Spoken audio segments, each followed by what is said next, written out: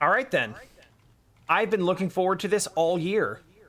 Welcome, everyone, to the end of December, the end of 2021, and the traditional, because this is now the second time we're doing it, and if you do something more than once, it's tradition. I mean, hey, that's what we said about Toy Story, Home Alone. Yep. The Retro Breakdown 2021 Game Recommendation Tier List.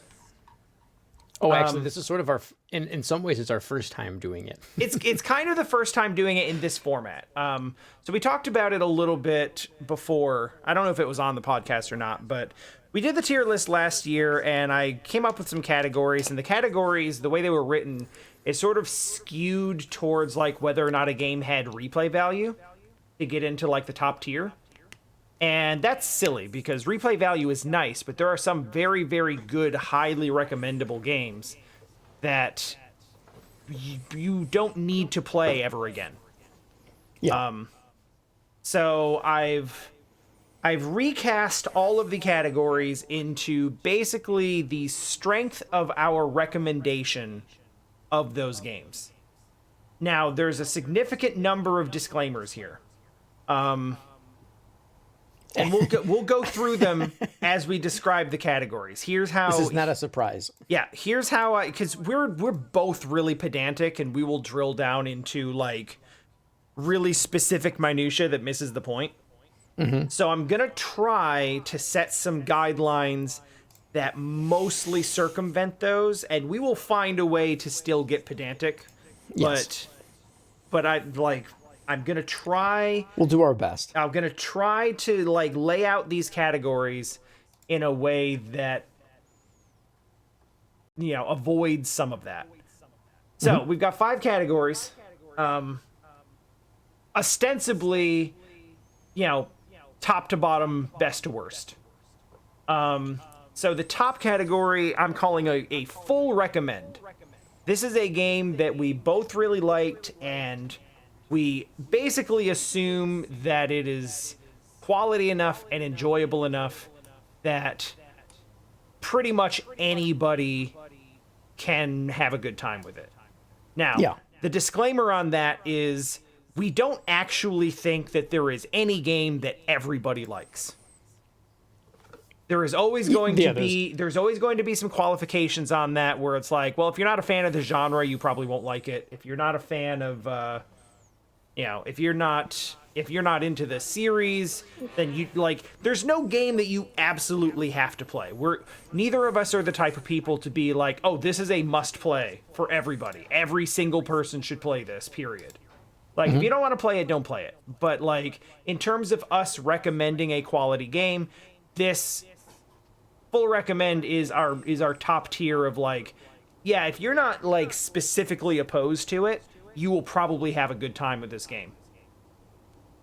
Yeah, I think that's a fair way of looking at it. So right beneath that is recommend with disclaimer. Now, the top tier already has a disclaimer, but that disclaimer basically applies to any recommendation. This second tier, the way I have it in mind is like there are some games that we played that we enjoyed, but you know what? Like this game is good, but I know what you meant, but it just sounded like we were saying like it's just talking about butts in the game. Yep. Yeah. We enjoyed the butt. Yeah. Yeah, so there's a bunch of games where like there's a fairly strong caveat. There's a fairly strong caveat of like, man, I had a lot of fun with this game, but this is a pretty significant flaw that might turn a lot of people off. Yeah, and it's I feel like, well, I guess we'll see as we go through it. But there'll be a decent number, I think, that kind of fall into that. I think so too. I like last year. I think we had like 2 games or 3 games in the very top tier. Well, and it was very bell curvy. It was like Mario 64 or something. Yes, yeah, it totally was. Like, does that count? I don't even know. That's not even. It's like when they do it's like that best of list that happened earlier in the year. Yeah, like, yeah. The tournament. It's either going to be right. It's either going to be here's what's popular at the moment, or here's what stands the test of time because everyone has just decided that's how it is. Right. So, yes. so like this will be fluid and we'll figure it out as we go. But it's basically like this is like I recommend it. I do think that most people will probably play it, but there are some pretty unenjoyable aspects of it, and that that keep it from being top tier. There's one or two things about it. There's janky controls. It's too long. It's too short. It's too something. Like, it's generally good, but there's some things about it that aren't quite right, and that makes it a lower tier thing. So it's basically recommend, but it has flaws, like more significant flaws that are harder to overlook. Next up, try it out for a bit. This is a game where it's like, all right, this game was kind of fun. And we sort of enjoyed our time with it for some reason. And we would recommend that someone just, like, maybe dip a toe in. This is like, maybe you'll like it. Yeah, maybe give it a you try. won't. I think there's enough there where, like, it's worth popping it in and seeing if you, playing a level or two and see if you have a good time with it. And if you don't feel pressured to finish it, because, like, you might hate it, but it's still worth finding out. It's worth experiencing for a little bit. I kind of see, like, try it out for a bit as, like, this is like the rental period. These are like the top two are like buy the game, and this is like rent it first. Yeah. Not that that's a thing anymore, but it's like, you might, but you might not. Well, never mind. They're not on Steam. I was going to say Steam sort of in a way has rental because they're very generous. In terms of the returns, yeah. They have a very generous return. Next up is Just Watch a Video. We both agreed on this tier beforehand, and I like it a lot because Just Watch a Video is basically, I think it's going to be one of the more specific tiers because it is like, there is stuff in this game that is fun, but it's not really fun to play. Yeah, or it's just the story that's really... Yeah, it's the story, it's the aesthetic. There's something worth seeing. There's something redeeming about it, but it's not a fun game to play. Don't waste your time with it. Like, see it, know what it's about. There's something in it that's worth... There's something in it that's worth seeing. And in that sense, like, it could be fun as a watch, but don't subject yourself to actually playing it. Yeah. And then there's the don't bother tier, which is basically don't even do that much. Don't even look at this game. Don't even waste your time with it. Like if you say it 3 times in front of the mirror, you're probably dead. Now, here's the thing. I think that almost every game on this list is something that we would say look up a video. Hold on, let me check. Oh yeah, Knights isn't here. We're good. I think it's worth seeing Knights. I'm just being dumb. I mean, if something's bad enough, we can always add Knights tier again. No, it's not. It's not fair to Knights. It's not fair to Knights. So, like, I'm gonna go ahead and cut the tension here and be like, and just point out, like, Bob is on the list. And Bob is something where, like, I literally made videos of me playing Bob. You did. They were great. And so, like, that should be something where I'm like, just watch a video. Because I made them, so you should watch those. I actually think Bob goes squarely in the don't bother category. I agree. So that's what I'm saying is, like, there's a little bit of play in between the bottom two tiers because even the really, really bad games are like, well, yeah, look it up just to see how dumb it is. So but there are some that are, like, just bad in a way that's not even entertaining. By virtue of adding the don't bother category, if it were me and I was listening or watching this, I would immediately Google it and watch a video of it because I'd be curious why it was there. So it's the don't bother is probably going to end up making people watch a video. It's going to be like a reverse psychology thing. Yeah. I can see that. And that's fine. You can do with these recommendations whatever you feel like. But that's basically how I have the tiers set up in my mind. Is like to some extent, all of them are going to be like, well, yeah, like look it up, see what it's about. But like, but I think the don't bother tier is reserved for games that are like they really don't have, like you can look it up and see what's up with it, but like. There's not really anything. There's not even really anything that's particularly redeeming about it. Where like you're not going to be any worse for wear if you never hear about this game again. Yeah. So that's where I'm at. Let's do it. Let's dive in. All right. So I told you before we started recording, but I have painstakingly arranged all of these games in the at the bottom here. In the order that we played them this year. Yes. Which is wild, because like just look at this collage of games that There's a lot of variety there. Played and recorded podcasts of this year specifically. I still think it's funny that Mario Galaxy, I don't remember it being March. There's a lot of games in the like first third of this year that I'm like, that was this year?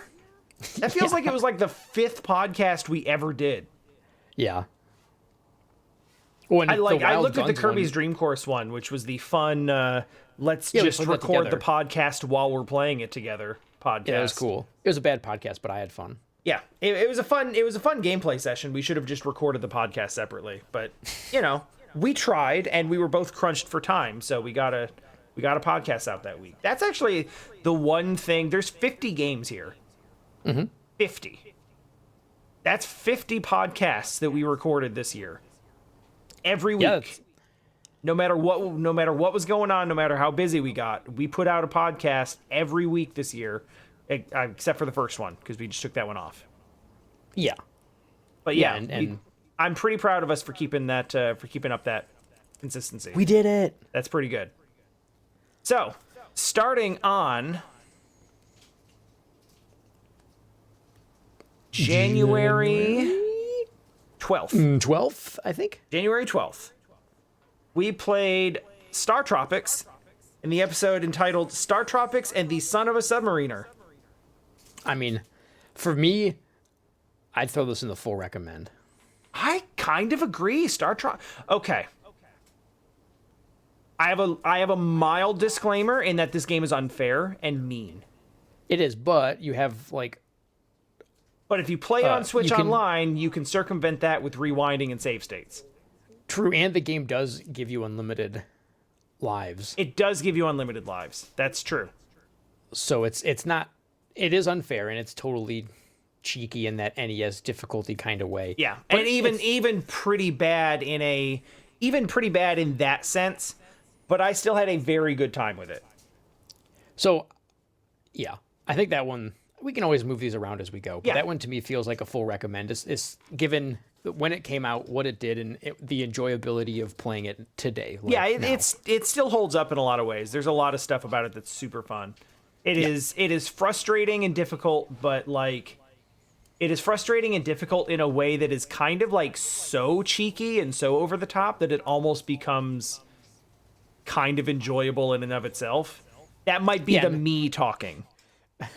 Maybe the only if we had to put it a disclaimer, it's just I hope you like bad cola puns. Yeah, everything's a cola. Good old Americola. Americola. What was? Oh God. There's a lot of them. I don't even remember. Yeah, but there was one that was particularly bad towards the end of the game when one of the islands. I don't remember what it was anymore, but I remember we thought it was funny at the time. But that's a year ago, so you know. It was just about a year ago. Actually, at the time of recording, closer to 11 months, but yeah. Fair. I mean, I'm just saying, like, this is coming out, like, way later. I wish I could time travel to where all of you are. Happy almost the end of the holiday season, everybody. I'll be there soon. I like the holidays. I have bad juju tied up in holiday stuff, so it ends up just being like an obligatory season for me. Anyway, episode 2 of 2021, Donkey Kong Country and the VHS promo mailer. I mean, it was a cool promo mailer. It was a cool story. Like, I didn't know that was a thing. And it's such a weird Nintendo thing to do. Even back then, it was just this whole proprietary, like, here's this random thing that you won't use for anything else other than just promoting this game. Yeah, and when it was a VHS. It's freaking awesome. Thanks, Nintendo. So for this game, well, I have a lot of nostalgia wrapped up in the first Donkey Kong Country. Mm-hmm. So I think a lot of people do. Yeah, so I would personally probably put it in the full recommend. I guess the only disclaimer would be, honestly, I don't really have a disclaimer for this one, but that's just me. I don't know. Where is your take on it? I think that Donkey Kong Country is good but overrated. Yeah, I think it falls into that overrated category of where Sonic, like early Sonic games kind of are now, where everyone idolizes the early Sonic games But they're flawed games. Yeah. And this is, the thing is, I can't really pick out a particular flaw to like drop it down. Like, I can't figure out a disclaimer. Like, what is the disclaimer? Well, because it's not as good as people say it is. Well, yeah, but you could still have fun with it. Because I think 2 and 3, the disclaimers become they worry more about the collecting and the like getting 100%. Whereas Donkey Kong Country wasn't. Sure, you could, but who cares? I don't even think you get anything other than a star next to your save file. Whereas the other games give you an extra bonus ending scene and stuff. Right, and a new world and new levels. Yeah, so I feel there's something just kind of, I don't know. I just, there's something pure about Donkey Kong Country. It's just a platformer. And I guess the disclaimer is getting 100% without a guide is miserable because they're like, hey, jump into this random pit. Oh, that wasn't it.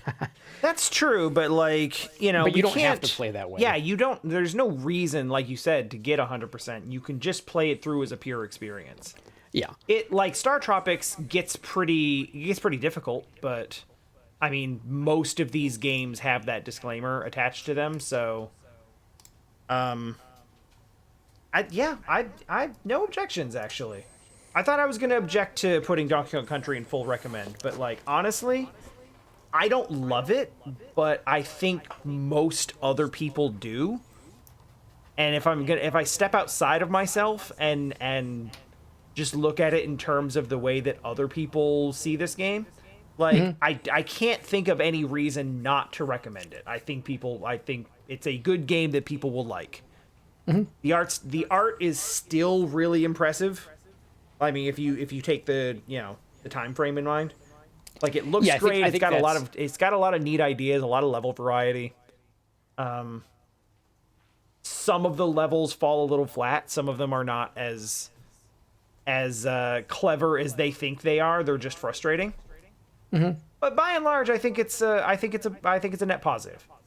Yeah, I'm good with that.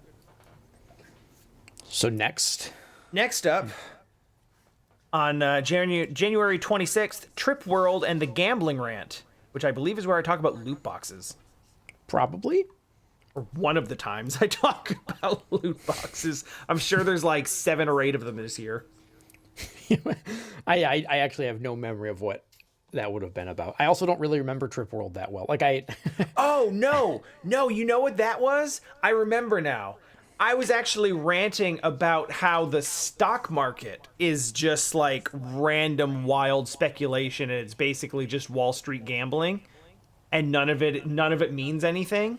And that was like 3 days before the GameStop meme stock explosion. Yeah, it was.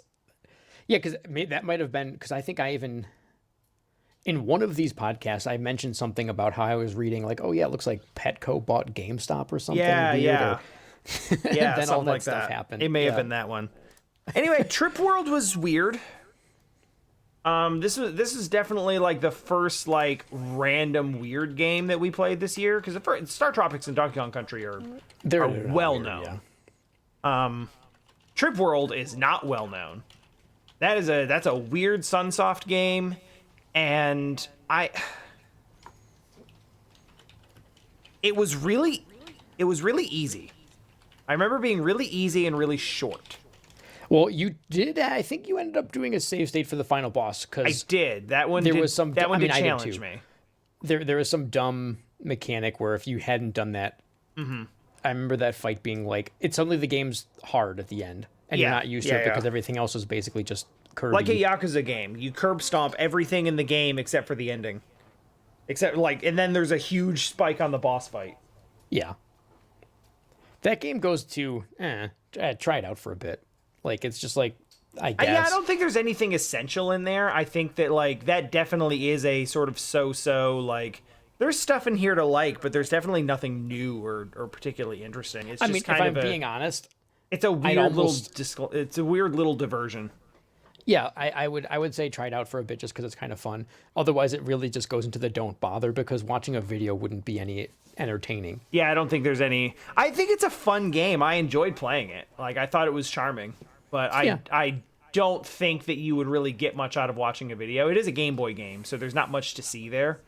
Yeah. If you were gonna watch a video, I'd say probably watch a speed run because I feel like the speed run of it would be super cool, and also like probably 8 minutes long. But Yeah. but yeah, I think that's a good spot for that. Try it out for a bit is because that really is like there is stuff to like here, and you might find yourself kind of charmed by it. And honestly, you only need to try it out for a bit to see everything the game has to everything the game has to offer.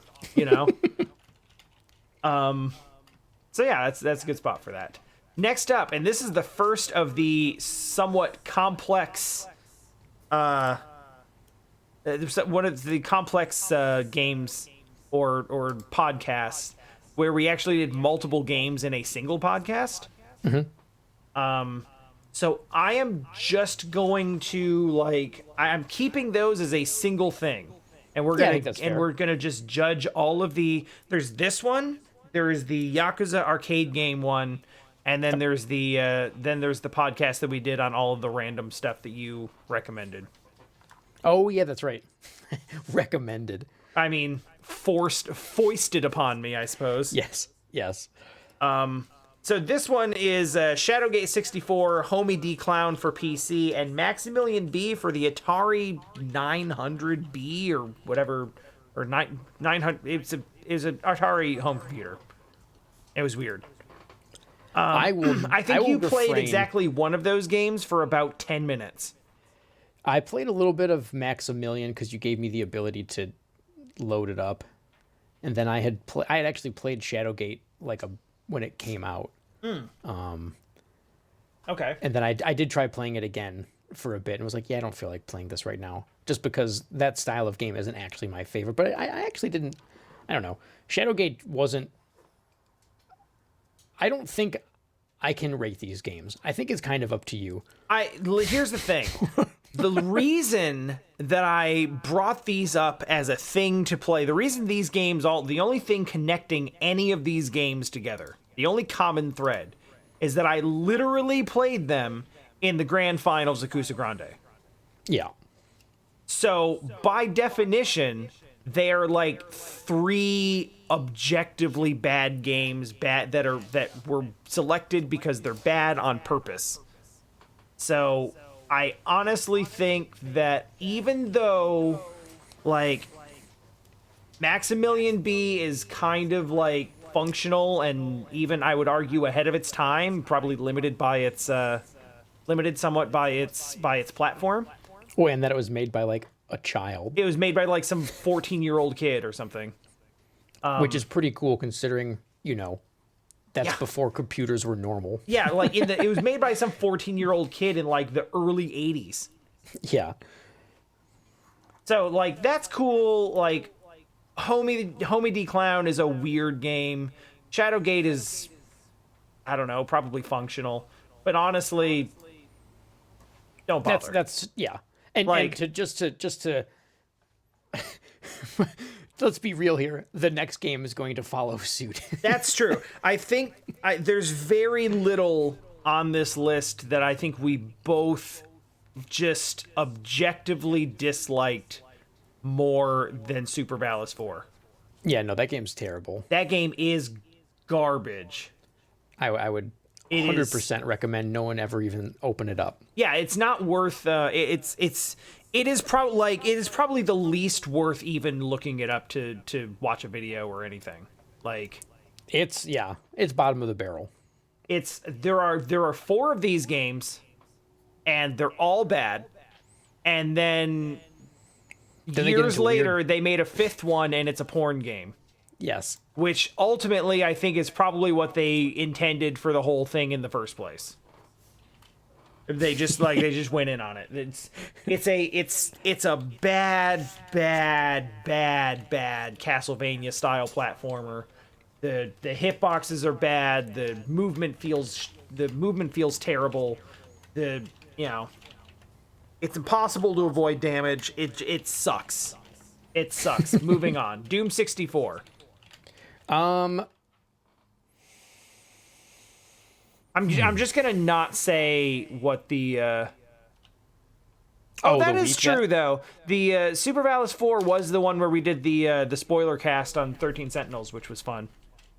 Yeah, I like that was a great game. That balanced out the Super Valis, having to talk about Super Valis 4. All right. So Doom 64 and the $70 game problem. Which, like, hey everybody, welcome to $70 games. Luckily, if you just wait a week, they're down to 60. That's true. And if you wait, like 8 month, more weeks, they're free. down. Yeah, basically. I mean, basically, they're all on Xbox Game Pass at this point. Yeah. Anyway, Doom 64 is all right. So I'm immediately leaning towards recommend with disclaimer. Yeah, I was between that or try it out for a bit. I thought Doom 64 was quite fun to play. It's actually still pretty good. And it was your first Doom game. It was.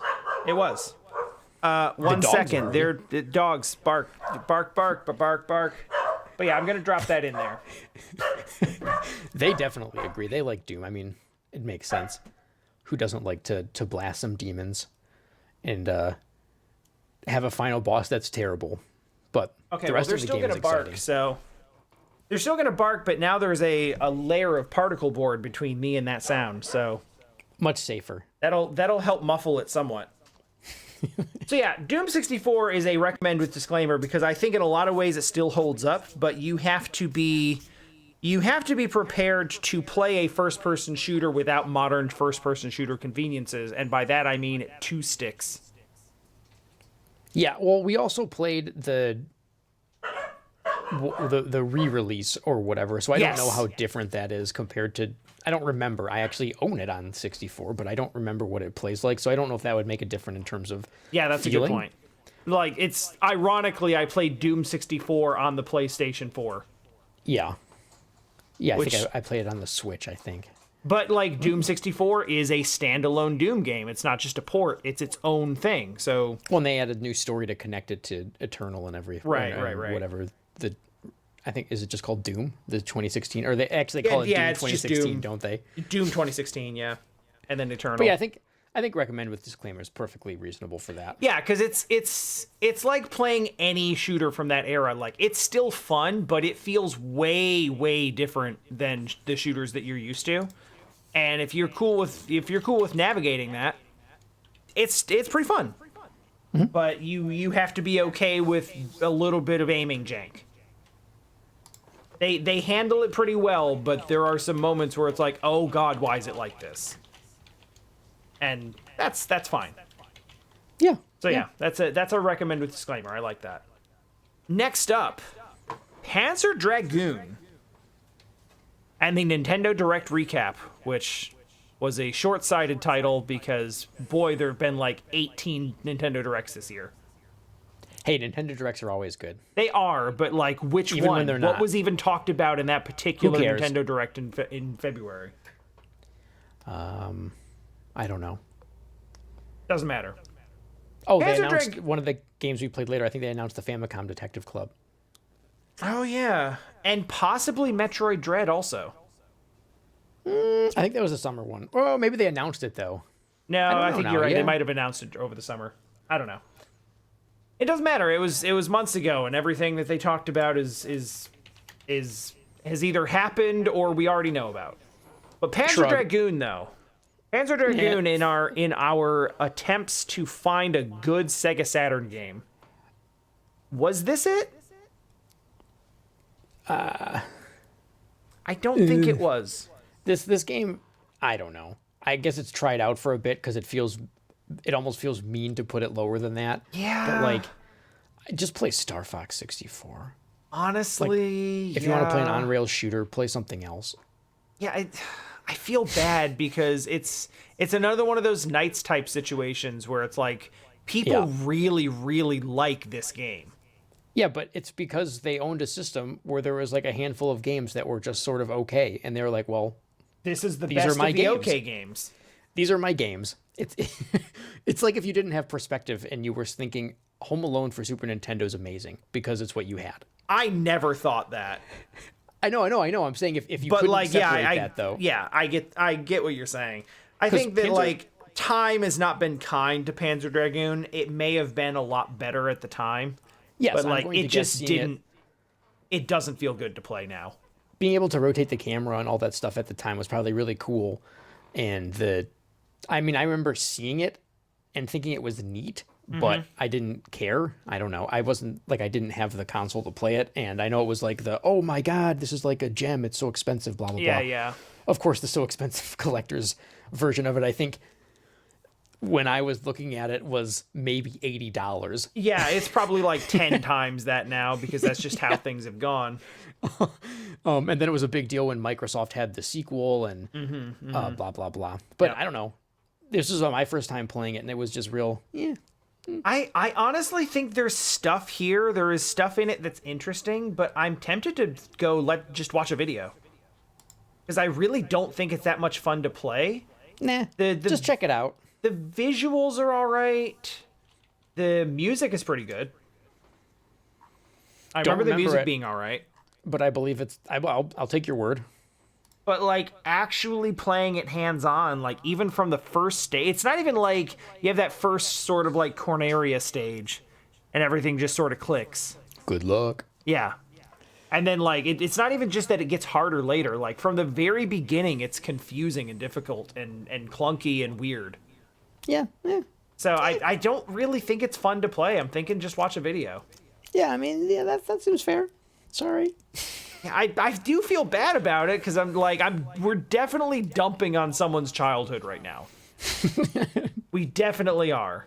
But I mean, that's where I'm at with it. I would not recommend someone to play it. I wouldn't. I mean, the truth is I'm going to say the same thing for the next game too. Yep. Yep. Fire Emblem, man, we both got excited because it was such a cool thing where it's like I was real hyped. they're bringing out the very first ever Fire Emblem and it's like the original version. It's going to have some new features and you get to see where the franchise started. And it turns out that sometimes, like Street Fighter, your first iteration is not the one that you build the franchise off of. I mean, so it's really cool. There's lots of neat things there that would have been very impressive at playing it, when it came out. Well, would have been neat because you wouldn't have known anything else. So this is a game that's impossible to play if you've ever played a strategy RPG, in my opinion. Like in the last A modern 10 one, years. yeah. Yeah. It's just not fun.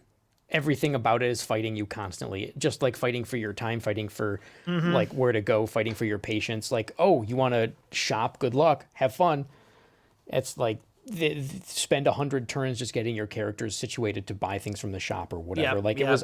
I really didn't like it. I would honestly put it in just don't bother and play literally any other Fire Emblem game. Yeah. I actually agree with that. It's not even like, it's like if you really are curious about the origins of the story, maybe watch a video, but honestly, the story's not even that interesting. There should just be read a wiki. Because I mean, honestly, you could like read a wiki and watch a video can be like the same thing. Yeah, because sure, it's fun to see where it But started, maybe story-wise, but there's no... Yeah, exactly. There's literally like 2 or 3 different remakes of specifically the first game in the series that tell that story better. Nah, I would put this. Don't bother. Don't bother. It wasn't fun. It's like you said, like the quality of life improvements, which is basically just play at double speed and make the music sound dumb. Oh, I had to mute my TV. Oh, it's terrible. The music's not good at any speed. To be fair, we are grading this off of the Switch the re-release in English, which did taint my view because the first time I went and fast forward, I was like, oh, that's what they did. Okay. Yeah. But again, like the music is not particularly good played at any speed, so like the music's iconic at least. Some of it is, yeah. You get some of the big themes, but like that battle theme is just cloying.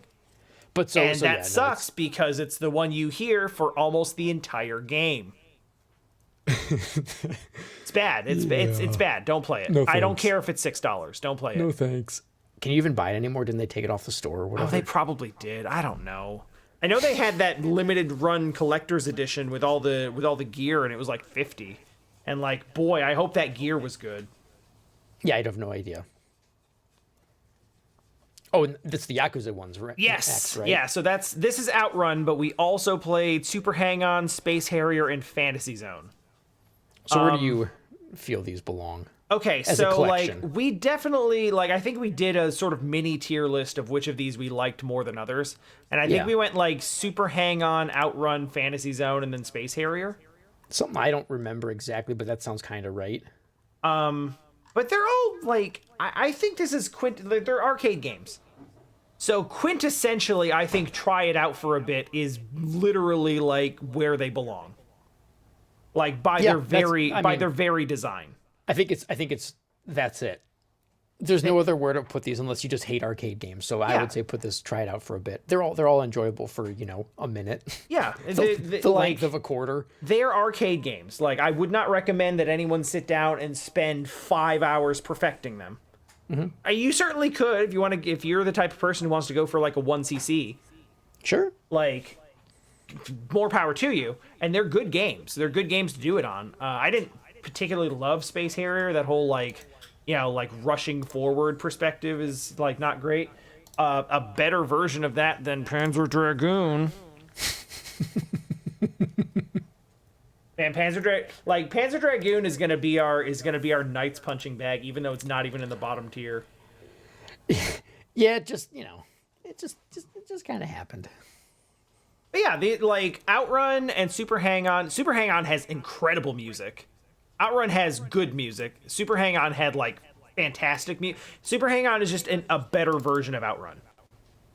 Yeah. Is just a better version of Outrun. So like if you're picking one to play, they're all different. I mean, Outrun and Super Hang-On are racing games. I think Outrun is the better known, but Super Hang-On is a technically better game in a lot of ways. Yeah. Space Harrier is kind of a Star Fox style scrolling shooter. And Fantasy Zone is this weird side scrolling shooter RPG thing, and then Opa kills his father, and oh yeah, that's right. There's a whole weird story thing there. Fantasy Zone is an interesting game because it's way more ambitious than it looks at first. It's got way more stuff going on, and it's interestingly designed. But yeah, these are all games that they're simple, short arcade games.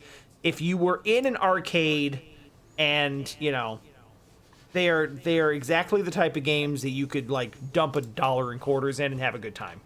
And I wouldn't particularly recommend that you play more than that unless you really feel like it. Fair.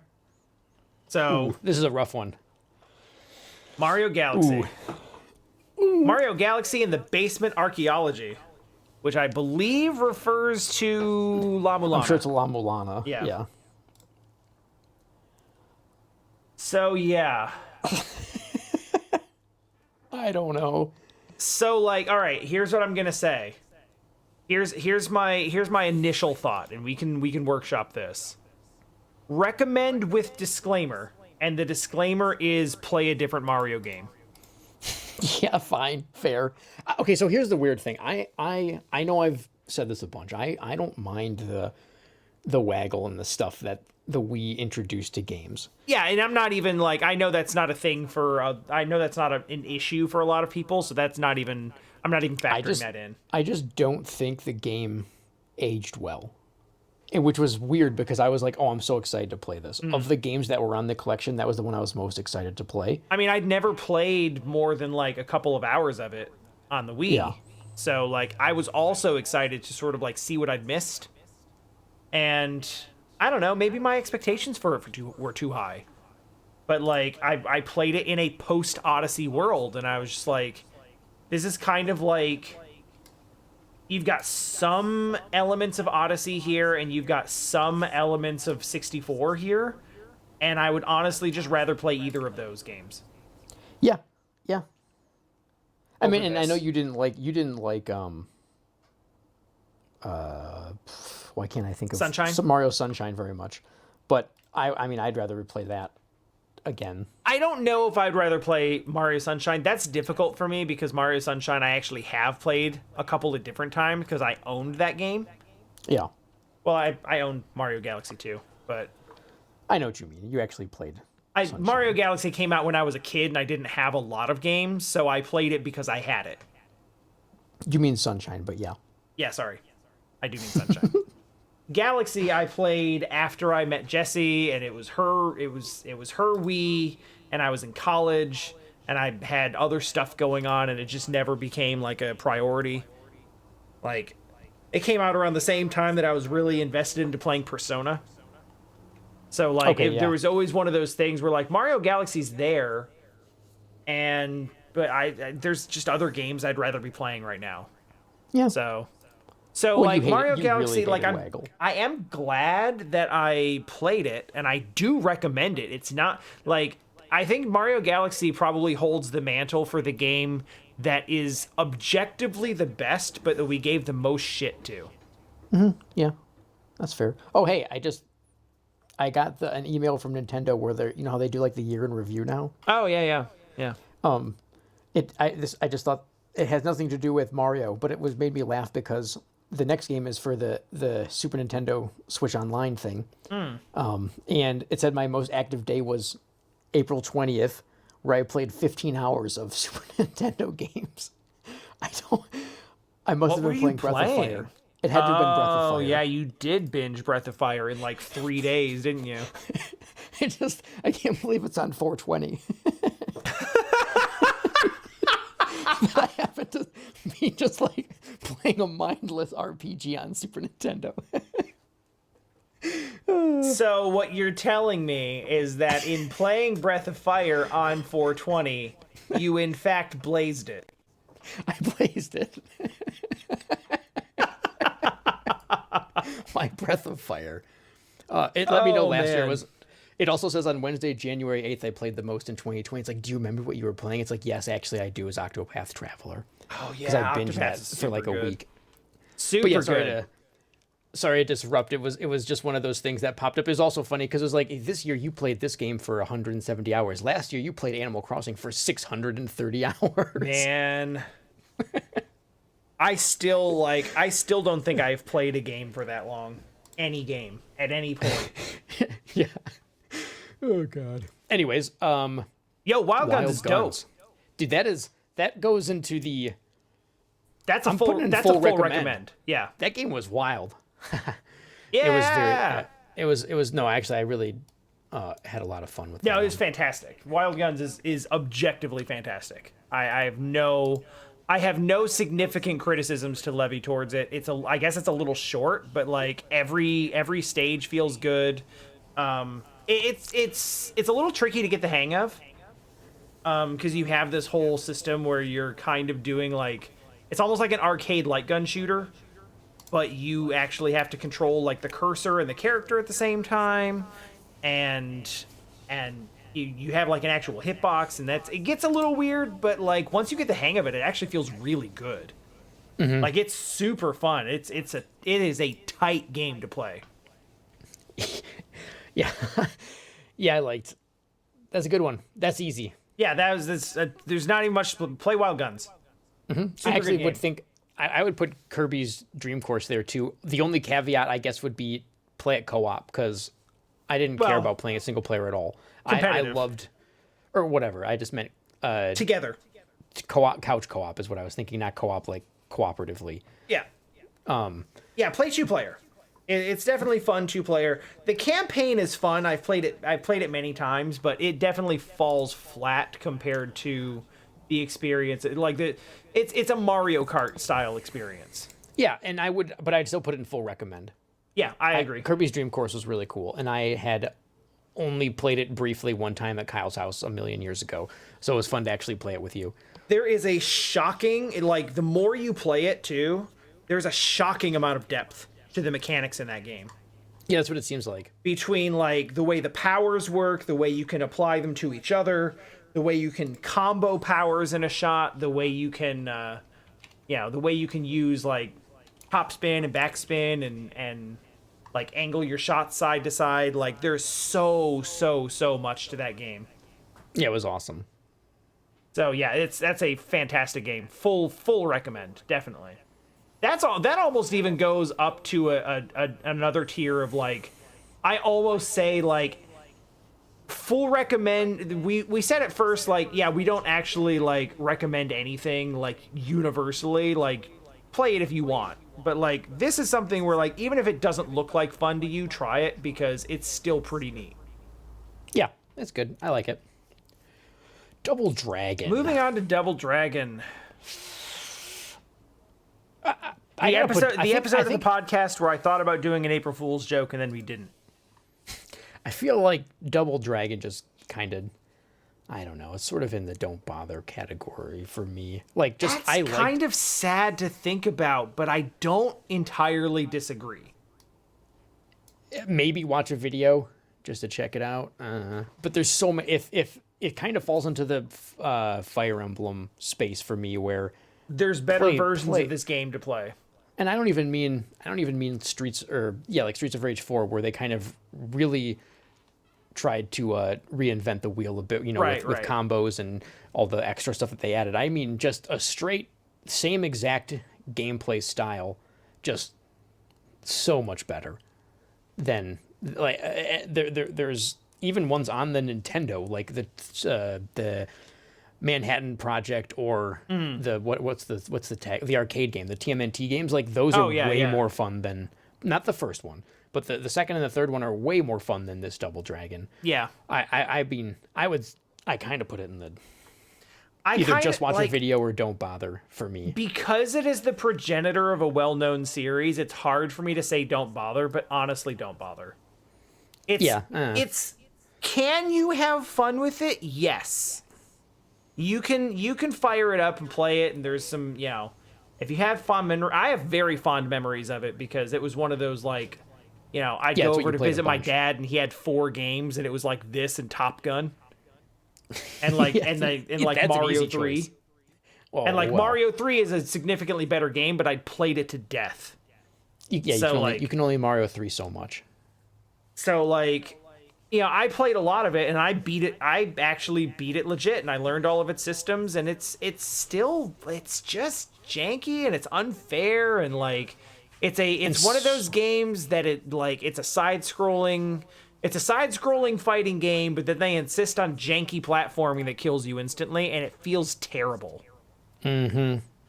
So yeah, it's you can play if you want to play a Double Dragon game, play Neon. Yeah, I mean, there's no reason to go back to this. It's not good. Even 2 and 3 are better. 3's debatable. 2 is better. You could just play Double Dragon 2. Maybe we'll play 2 better next game. year. Well, you know what? Maybe we'll. It suffers from the same problems and isn't significantly better, but it is better. Yeah. So yeah, it hurts me a little bit to see it to say don't bother, but honestly, would I really say oh man, you have to play that? No.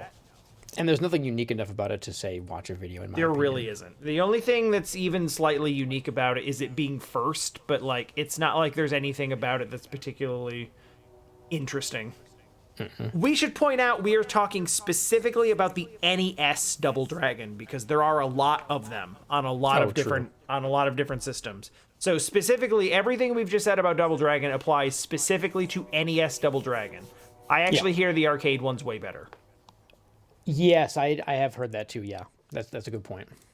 All right, Wario's Woods.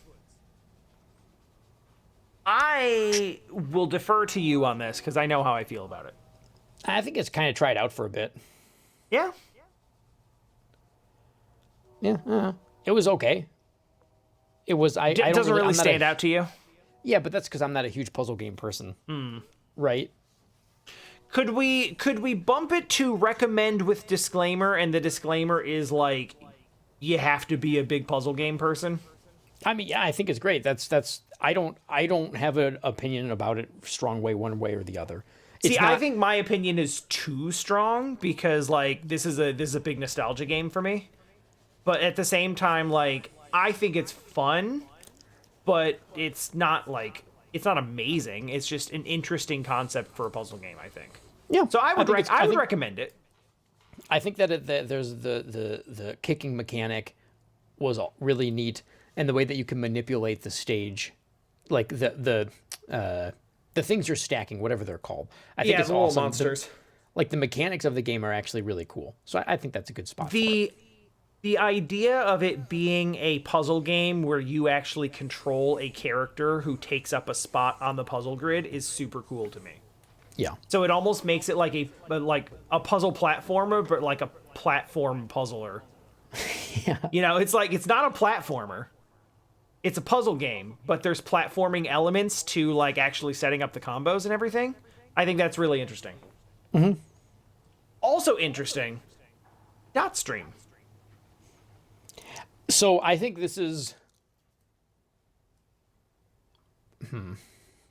This one's complicated because I liked dot stream. I like it too, but I think there's it not almost goes much into to the. it. Yeah, I think it kind of goes into watching a video of it. To be honest, I like kind of agree with that. I don't think it's not a game I'd recommend.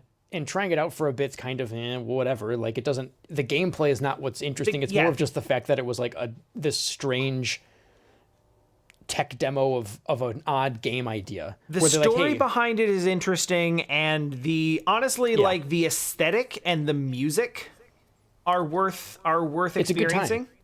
I think watching a video, not just But a you video can get of all that gameplay, from watching a video. I think this is again, just to be annoying. I feel like the video wouldn't be a long play. It would actually be a let's play, because I think watching someone else experiencing it for the first time would be part of the fun of it. Sure, yeah, But you don't yeah. need to play it yourself. Yeah. Because Yeah, I watching think you that, play it like- for the first time was cool, because you started to get things like, oh, this is really simple. Then you're like, actually, I'm kind of digging this. And you're like, oh, the music, I'm feeling it, right? Like, Yeah, so yeah, there's yeah. something fun about watching someone play it for the first time. Watching someone discover it. Yes. Yeah, because Yeah. that was what was fun for me, because I found it and I was like, oh, this is cool. I really want Dean to see what this is. But I actually got more enjoyment out of watching you discover it than when I found it myself. So I think Cool. this is just watch a video of somebody else playing it and you'll Yeah. have fun. Okay. Yeah. That works. I like. It's weird to put it on the second to last tier because I do actually think it's cool. Well, again, this is not a rating out of 10. Right. Right. This is just is like just- a general like. When it comes down to it, would I say like, oh, that game's great, you've got to play it? No, not really. Like the gameplay is like this weird like. It's a weird, like, janky racing mechanic that's all about just, like, avoiding obstacles and saving all your boosts for the end. And like, drafting off of other things. But, like, it's very minimalistic, which is one of the things that I think is cool. But, like, was it an amazing game to play? No, not really. Yeah, because I think it's important to note that we're not making a best of list. Right, Like right. this is not a oh my god, the games at the bottom are total trash, don't even bother. And the games at the top, well, some of them are. Some of and the them games are. at the top are, these are the best games of all time. This is really just what is the best way to consume the games that we've played this year? Right. Is right. kind of what this is, right? in some I ways. really do think that while I like dot stream, I think that everything that's enjoyable about dot stream can be obtained by not playing it. Right, yeah, Like, exactly. you don't have to play it to get the experience of what was cool about dot stream. Reading about it and finding out about like what those games were, and then just like seeing a video of it and seeing and like listening to the soundtrack, those things you can enjoy. Yeah. You don't have to play it to get those things. No. Yep. Yeah, that's fair. All right, so this Phantasy one, Star. yeah, so I didn't. This is one of the few games this year that you played and I didn't. Yeah, this for me, I loved this experience so much. Now I played the fancy one on the Switch that adds a bunch of incredibly nice quality of life things. It's still the same game, but the quality of life stuff that they added makes it way nicer. Yeah.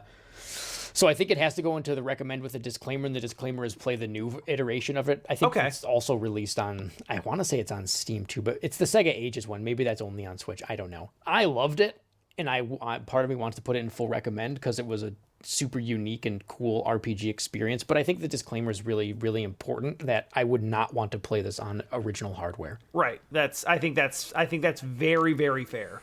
Yeah. And also, like, even with the remake, it is still a classic RPG with classic RPG trappings and flaws. But the stuff that's really unique about it, like how it does the first person dungeon crawling, and some of the music was just so awesome. Some of the music is very good.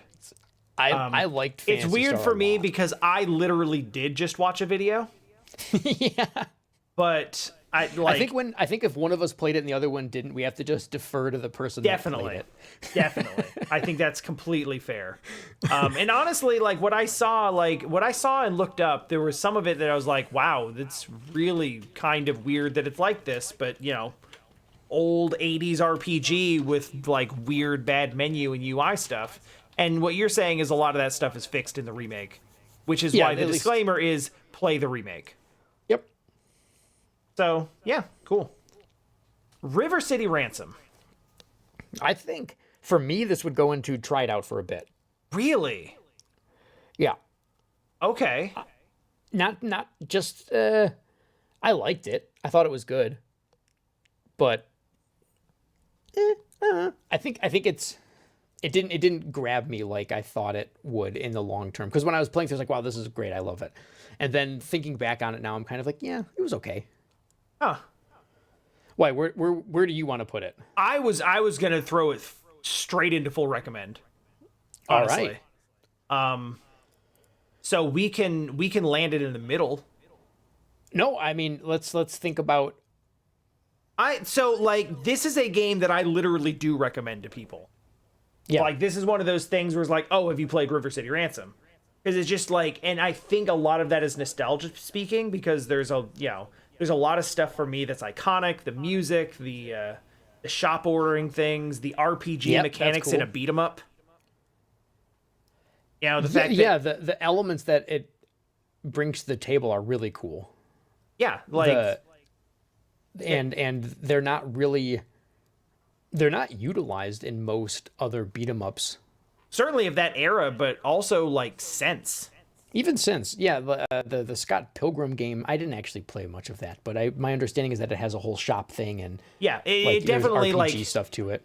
It has the whole shop thing in Scott Pilgrim is directly referencing River City Ransom.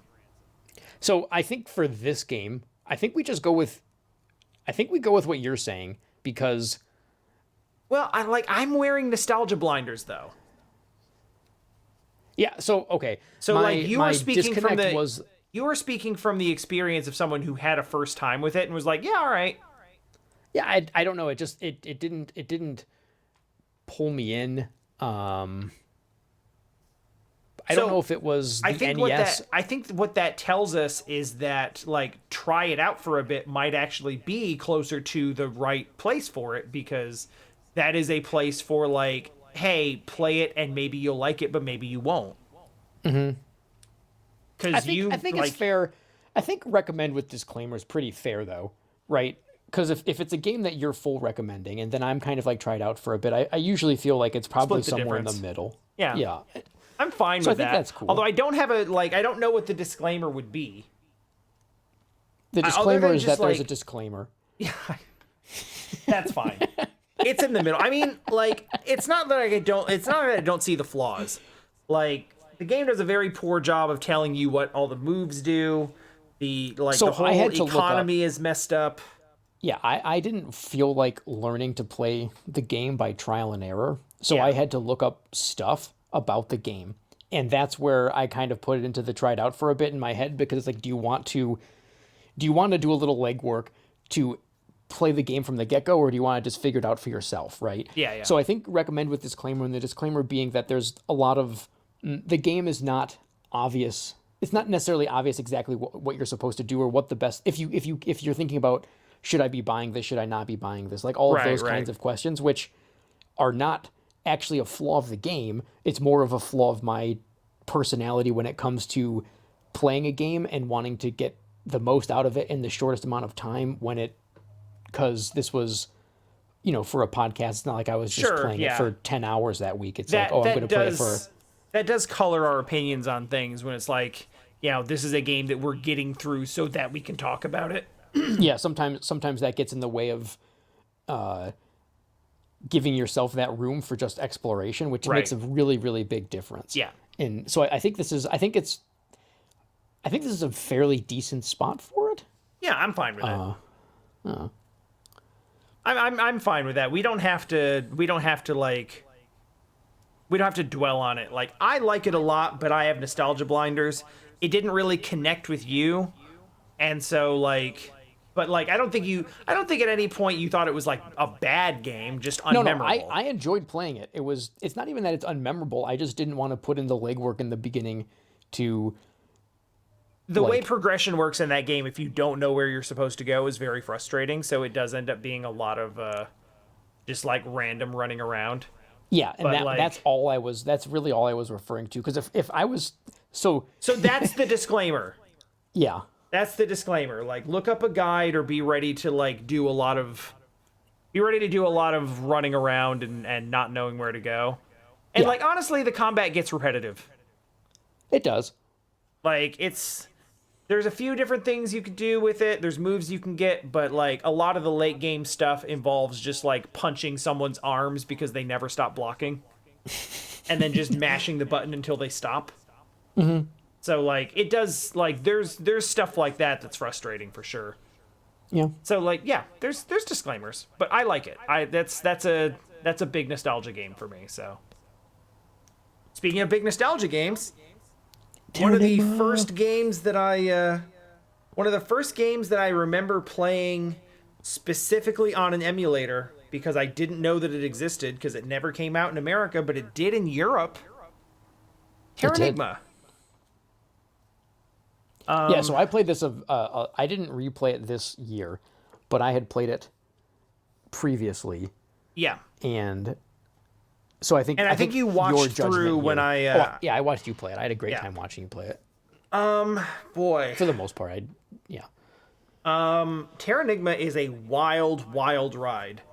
And revisiting it, I saw stuff that I appreciated more as an adult, and stuff and flaws that I didn't notice before. And the whole thing comes together in a package that honestly I actually think I fully recommend. Cool. Sounds good to me. I don't have any qualms either way about that. It's a pretty cool game. It is a cool game that does some stuff that It's a cool game that does some stuff that I've not really seen other games, especially of its era, lean into. Yeah. The twist is cool. The gameplay is always fun. There's a little bit of janky crap in it here and there, but by and large, I think this is still a good game. And I would love to see them re-release it. I know there's been rumors about it because people who worked on the art and music are people who worked on I don't remember if it's the artist or the composer are trying to get a Kickstarter or some kind of signature campaign to get Terranigma to have like a sort of rebirth, remake, re-release of some kind, of any kind. Cool. And I would love to see that. So like if that comes out, I would even stronger recommend it. But like that's good video game. I thoroughly enjoyed it. The next one is all yours as well. Shake Shake. Yeah, Shake. Okay. Recommend with disclaimer. That game's fun. It's a really, really cool speed game. It's got a lot of tech. It's full of creepy anime bullshit. Oh yeah, we don't even have to. Don't even worry about. Much like we talked about with Rabby Ribby, fun gameplay, really enjoyable like aesthetic. It's weird. It's quirky. It's fun. It's got really. Don't try to S rank the stages. It requires basically task level precision. I was just about to say, is that other just part of this disclaimer going to be not going for the 100%? Yeah, don't bother with that. That's stupid. But like that's a game built for like speed and speed running, and like if you put the time in to like learn those mechanics, it's very cool. It was cool to watch. I liked it. I had again played this one when it came out on the 64, and then I just didn't feel like playing it again. And I enjoyed watching you play it, but it would be one that I personally wouldn't want to play again. But that's just kind of like a. I recommend. You know what? No. I think recommend. No, I'm thinking about it now in terms of like, would I actually recommend someone play the whole thing? And honestly, this is actually a try it out for a bit. Yeah, I would absolutely recommend someone take a look at it and try it out for a bit. If we're taking this list as gospel here, I think try it out for a bit is really fair because it's super unique. Yeah. And if it hooks you, then boom, you've got a fun experience on your hand because it's an enjoyable game to play. Yeah, and if you're kind of like, oh, that's enough. You might get a few stages into it and just be like completely charmed by it, and you might get a few stages into it and be like, what the hell is going on? And if you're going, what the hell is going on, and you're not having fun after like 4 or 5 stages, don't keep going because it's gonna get worse. It just keeps getting weirder. And then there's always there's the big disclaimer of the creepy incestuous undertones that anime just can't not do. So there's that, and I don't want to talk about it, but that was not great. Yeah. But the game itself is perfectly fun. I think try it out for a bit is a better place for it. Yeah. Because I do sort of like, it's sort of a recommend with disclaimer, but I wouldn't recommend someone play the whole thing. I would recommend someone give it a shot. Try it out for a bit. Try it out for a bit. DKC2. What do you got? I've kind of took point on the last two because they were kind of my games. But Donkey Kong Country 2 for me is a game that takes Donkey Kong Country and is like, well, we can we can add some 90s coolness to it or something. I don't know. I don't care for Donkey Kong Country too much. I think it's a fun game. It's fine to play. It's more Donkey Kong Country, but I don't know if that's necessarily a great thing because Donkey Kong Country is a flawed game, like we've talked about in terms of mechanics and the slipperiness or how it feels to actually play or collect stuff. I think it falls short of. It's probably like a recommend with disclaimer in that it's. Because try it out for a bit doesn't really make sense because the problems with Donkey Kong Country 2 are not the early stages. Like the beginning of the game is really fun. Yeah. And it plays just like Donkey Kong Country. It's really the end of the game where you're kind of like, yeah, that was really a great level. Good work. So I feel like the disclaimer is play it until you're like, I'm done with this crap. Yeah. Yeah, I'd like give yourself an eject seat. Yeah. Like don't feel bad. I when you remember get to a level getting really frustrated and just tired of the game in the late stages as well. Yeah. And I don't like, in a way that I've played it twice. And both times I had that sort of feeling where it's like, man, I just don't want to play this anymore. I mean, I'll be honest. I think. Oh, go ahead. And like, me, I'm here for a challenge. Like, if a game is pushing me and challenging me in a way that I think is fair and interesting, like I will sit down and I will buckle down and I will do it. And I will have a great time. And for some reason this wasn't that. It's not just like I wholeheartedly believe Donkey Kong Country 2 and 3, and in some ways even 1, are games that I would absolutely full recommend if you just use modern day conveniences of a little rewind time, a little save state. Like maybe not even rewind time, just as even if you just use save states and you're comfortable giving yourself like a save state at the save barrel or whatever. I don't even know. But rewind, I think these games, they're just once you get into the quote unquote hard parts, they become not about being hard in a fun way, but hard in an annoying way. Yes. Yeah, I agree with that. And that's sort of, so the disclaimer could be whatever you want it to mean. But I think it could be a lot of things, but it's not as full a recommend as Donkey Kong Country 1. Yeah, I think Donkey Kong Country 1 is they're more or less the same game, right? Yeah. Like in terms of what you do. Now I know that's the purists who are screaming, but like the debate of which Donkey Kong Country is the best will swirl on with or without us. Yeah, but I think 1, it's much faster to play through. And I don't think I don't like rating games on gameplay length or time to beat or anything like that. I think that's kind of a flawed metric. Definitely. Unless you're missing story or something, like if it's a story game and then it's missing half the story, then obviously that's a problem. If there's cut content that should be there for it to make sense, that's different. But if it's a complete experience in 3 hours and a complete experience in 20 hours should be judged similarly. Yeah. So I just think Donkey Kong Country 2 kind of sits in the recommended, but there's a disclaimer there, and you'll figure out what the disclaimer is while you're playing it. Yeah, that's fine. It's a not quite full recommend, but still a fairly strong recommend. It's a good game. Yeah, I think you'll still have fun playing it. Especially the first world's great, like the gang, like on the pirate ship and stuff. That's really fun, and even some of the mid levels are good. But then there's just some that are just. And considering that Diddy Kong is the common thread between the two games, I will say that because of the hover mechanic, Dixie is more fun to use than Donkey. Oh, Dixie Kong's awesome.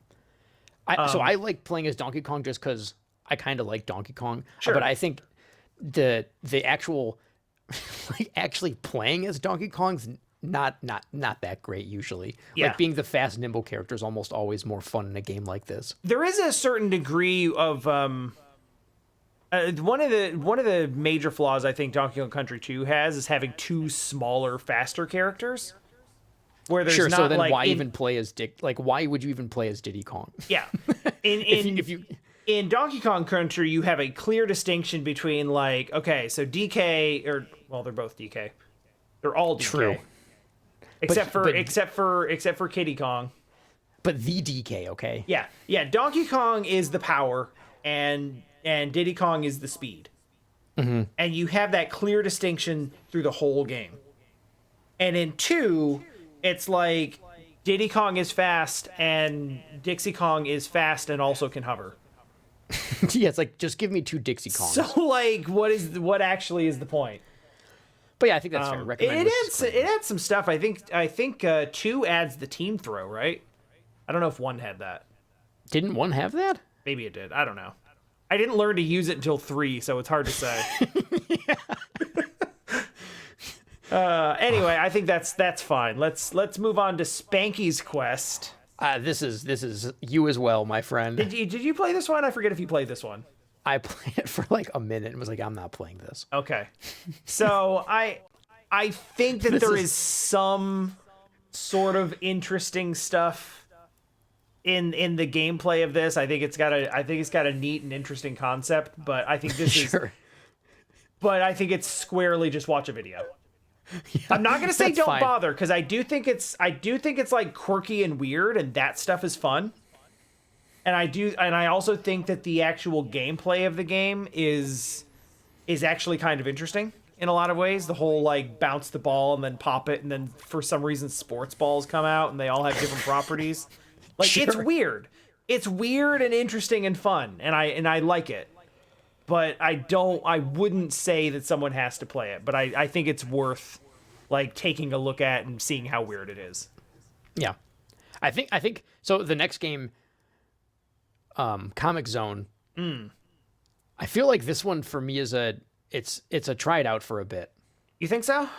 I think that yeah. So I'm gonna say like this is a try it out for a bit with a disclaimer.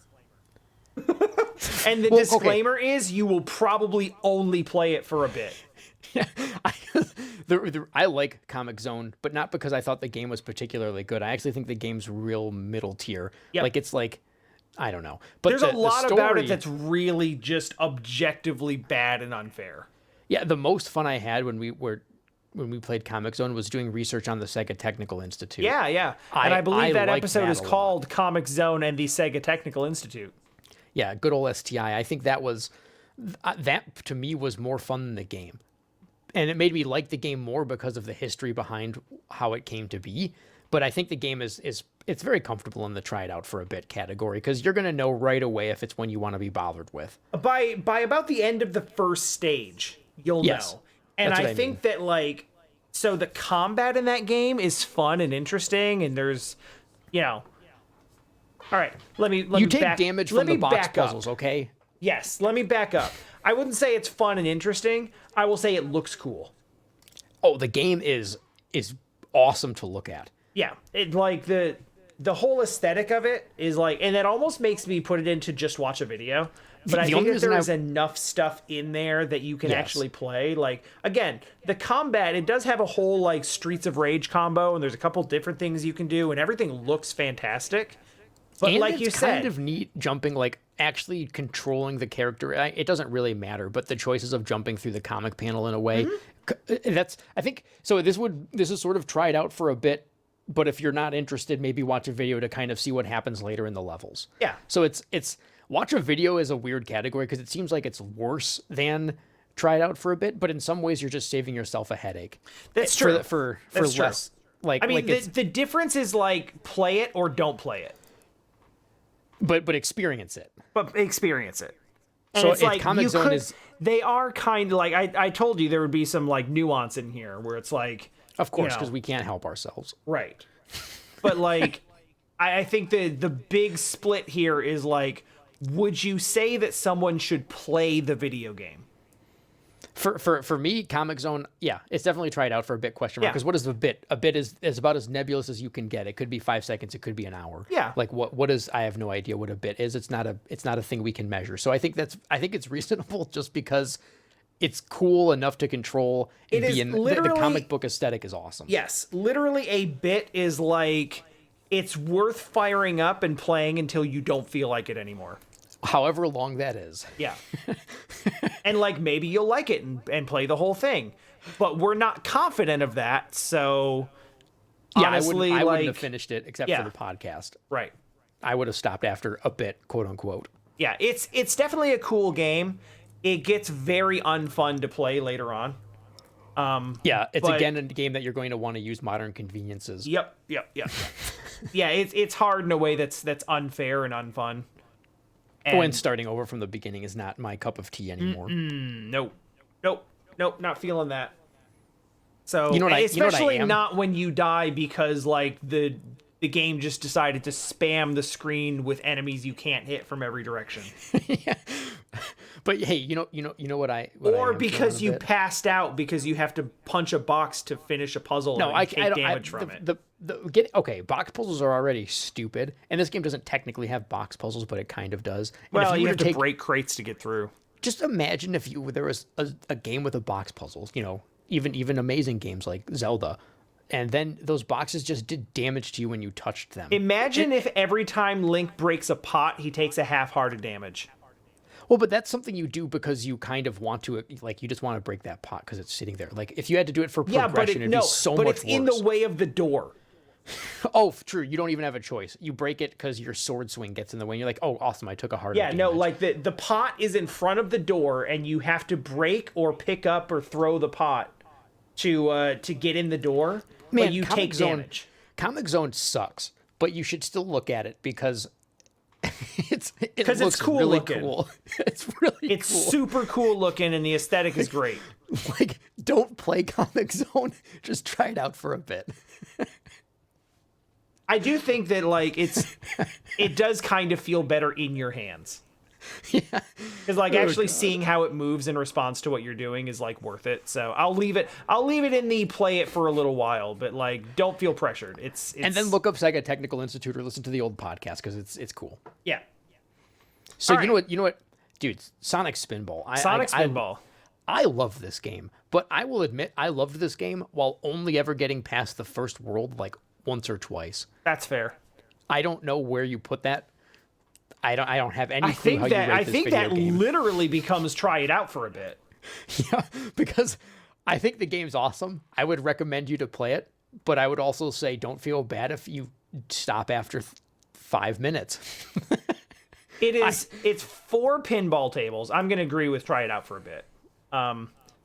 It's 4 pinball tables, and they are increasingly unfair, and the final boss is just broken.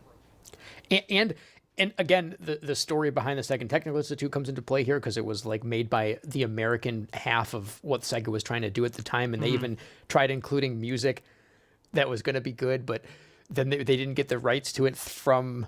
It's just the story behind this month of games that we had in the middle of summer. Yeah, the Sega month. It was enjoyable, but in terms of gameplay, Sonic Spinballs is, I think it is perfectly suited for tried out for a bit. Yeah, it's definitely, especially because I think the first 2 levels are fun and the last 2 levels aren't. I was going to say that the first level of Sonic Spinball is really cool. It's got great music. It's fun mechanics. You're kind of excited to explore. You died, so what? Doesn't really matter. Yeah. As you get into the second table's all right. Then the third and fourth table are just dumb. Yep. Yeah, The they are final boss increasingly is miserable. confusing and unfair, and the final boss is objectively unfair. And just yeah, that's perfect. Awesome. Yeah. Great. Phantasy Star 2. This is also for you. I think it goes into just watch a video because trying out an RPG is kind of sort of laughable, especially when it's an old RPG. I can agree with that, ironically. Phantasy Star 2 was a game that I played it on, not technically original hardware, but I didn't use like rewind time and all of that stuff. Okay. So it was, I think I used fast forward time to grind, but I didn't use any because it was on the Sega Collection on the Switch. And the game was just, it's not fun to play through, but the story's cool. Yeah. At the end, like it has some really I definitely cool story get moments. that. I definitely get that sense. Yeah, I would say even if you love RPG, like I love an RPG, and When you played Phantasy Star 1, I actually watched a pretty significant like I fast forwarded through some areas that were like grindy, but I basically found a long play and watched the whole thing. So I had a pretty good idea of what was going on. I had much less of an idea of what was going on in Phantasy Star 2, but it does sound very intriguing. And like incredibly dark for its time. super dark. Yeah. The way that it handles death and things from some key people is like, whoa, wait, I didn't realize this happened before Final Fantasy VII. So it's, and the final, like the end of the game, while a little unfulfilling because it's left open, it's also somehow satisfying in a weird way. I don't know. The story's cool, but I would be hard pressed to tell someone they should play this unless they're just an absolute glutton for old RPGs. Sure.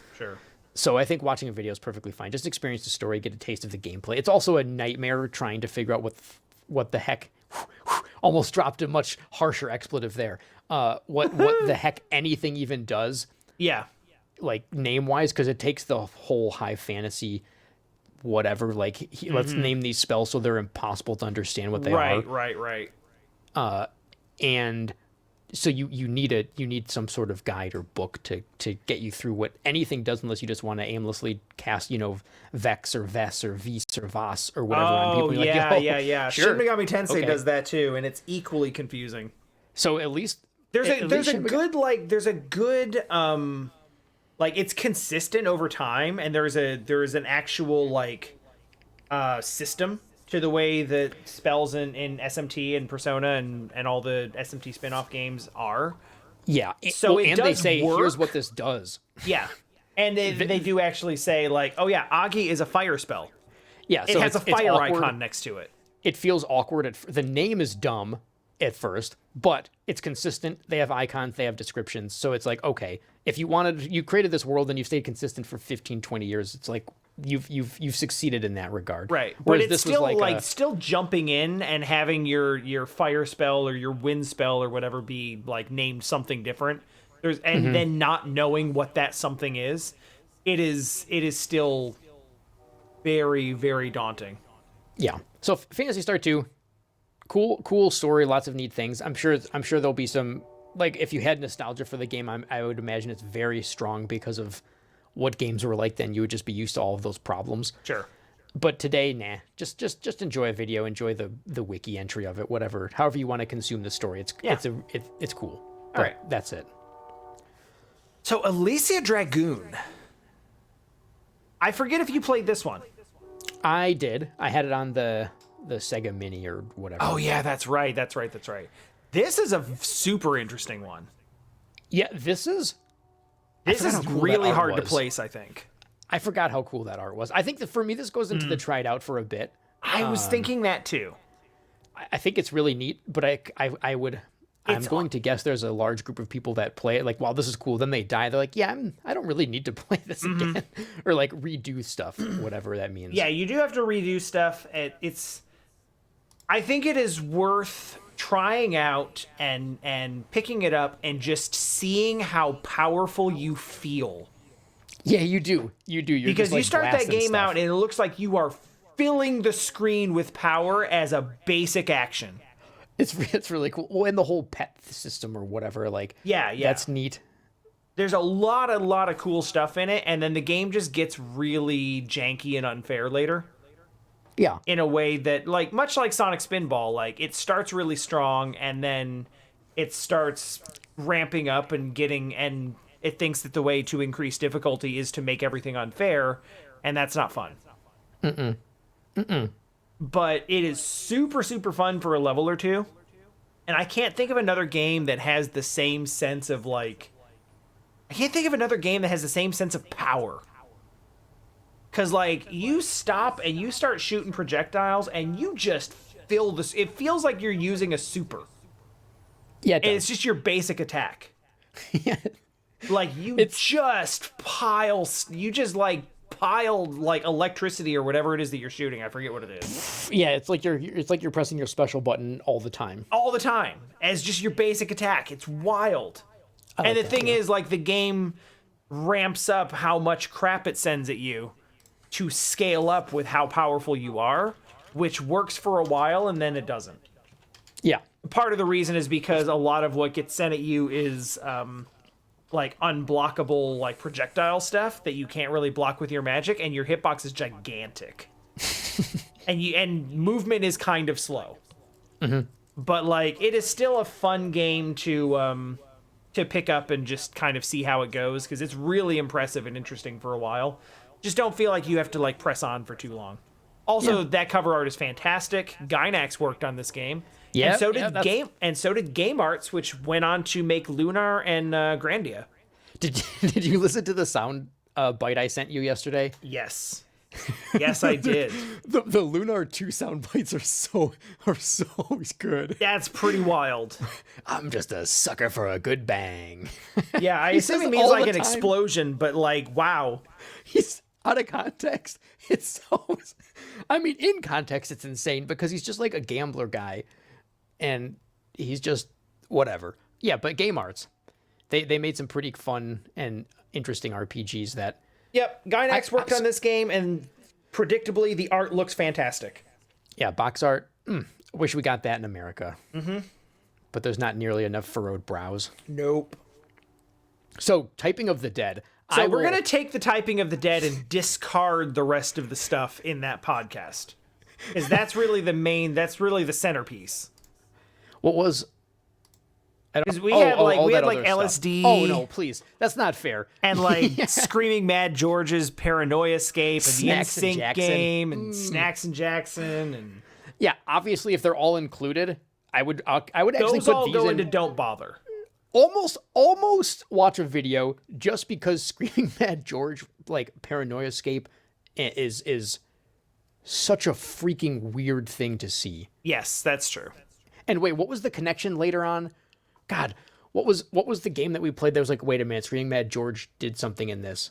And it happened in one of the... I do not remember, but I do remember like actually seeing something about that. Was it Battle Golfer?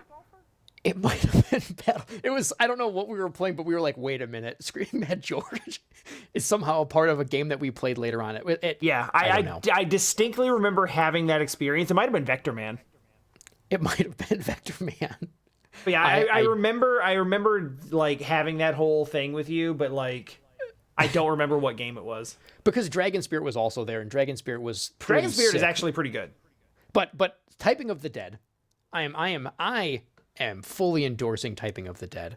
I love this game, and I have recommended it to pretty much anyone that's ever typed on a keyboard that also likes video games. It is a fully enjoyable experience that anyone can have a good time with. And it was frustrating and humbling for me because I write for a living, but I'm terrible at that game. That was my favorite part of the podcast, because you said you were getting ready to like, I hate this game, but then you had Jessie play, and she was like S ranking or A ranking or whatever. She was significantly better than me. And you were like, immediately. I just type a little slower, I guess. You type with precision, that's all. I really don't. Well, you type with care, because you capitalize and use punctuation, whereas if anyone were to read my sentences, you wouldn't be positive if I wasn't drunk. Yeah, I'm that weirdo who uses like proper grammar in Twitch chat. Yeah, I'm the person that hits enter when I'm done with a thought rather than hitting period. So I'm fine with dropping this into a full recommend. You could maybe put a disclaimer in there for like, it's not actually a good game. But it is. No. I know what you're saying. But it is fully enjoyable for its weirdness. Well, and seeing anyone play, if you've played Typing or House of the Dead, and then you see it as Typing of the Dead, it's even better just because, they have like the Dreamcast backpacks on. Oh yeah, like the whole aesthetic of the whole thing, and the idea that the characters in the game are actually doing what you're doing, just like typing to kill all the things, is like, it's so goofy. The whole thing is so like, they know exactly what they're going for, and it's goofy and it's fun and it's enjoyable, and who wouldn't enjoy it? And having played it on the actual Dreamcast and then later on PC and stuff, I don't know if, I think you were in the class. One of the courses that we took during our masters, I talked about Typing of the Dead a whole lot for one of the projects we had to do. I don't know. I vaguely remember that I really like Typing of the Dead, so I am totally biased. I'm fine with that. I don't think that this is like on the same, again, this is not on the same quality tier as the other stuff in this category, but that's not what the tier list is. The tier list is, would you go to your friend and say like, man, you got to play this game? Yeah. And you absolutely would and did with this. So it goes here. Yeah. Final Fantasy VI, don't bother. What the Pixel remaster is coming out, so there's finally a definitive edition to play.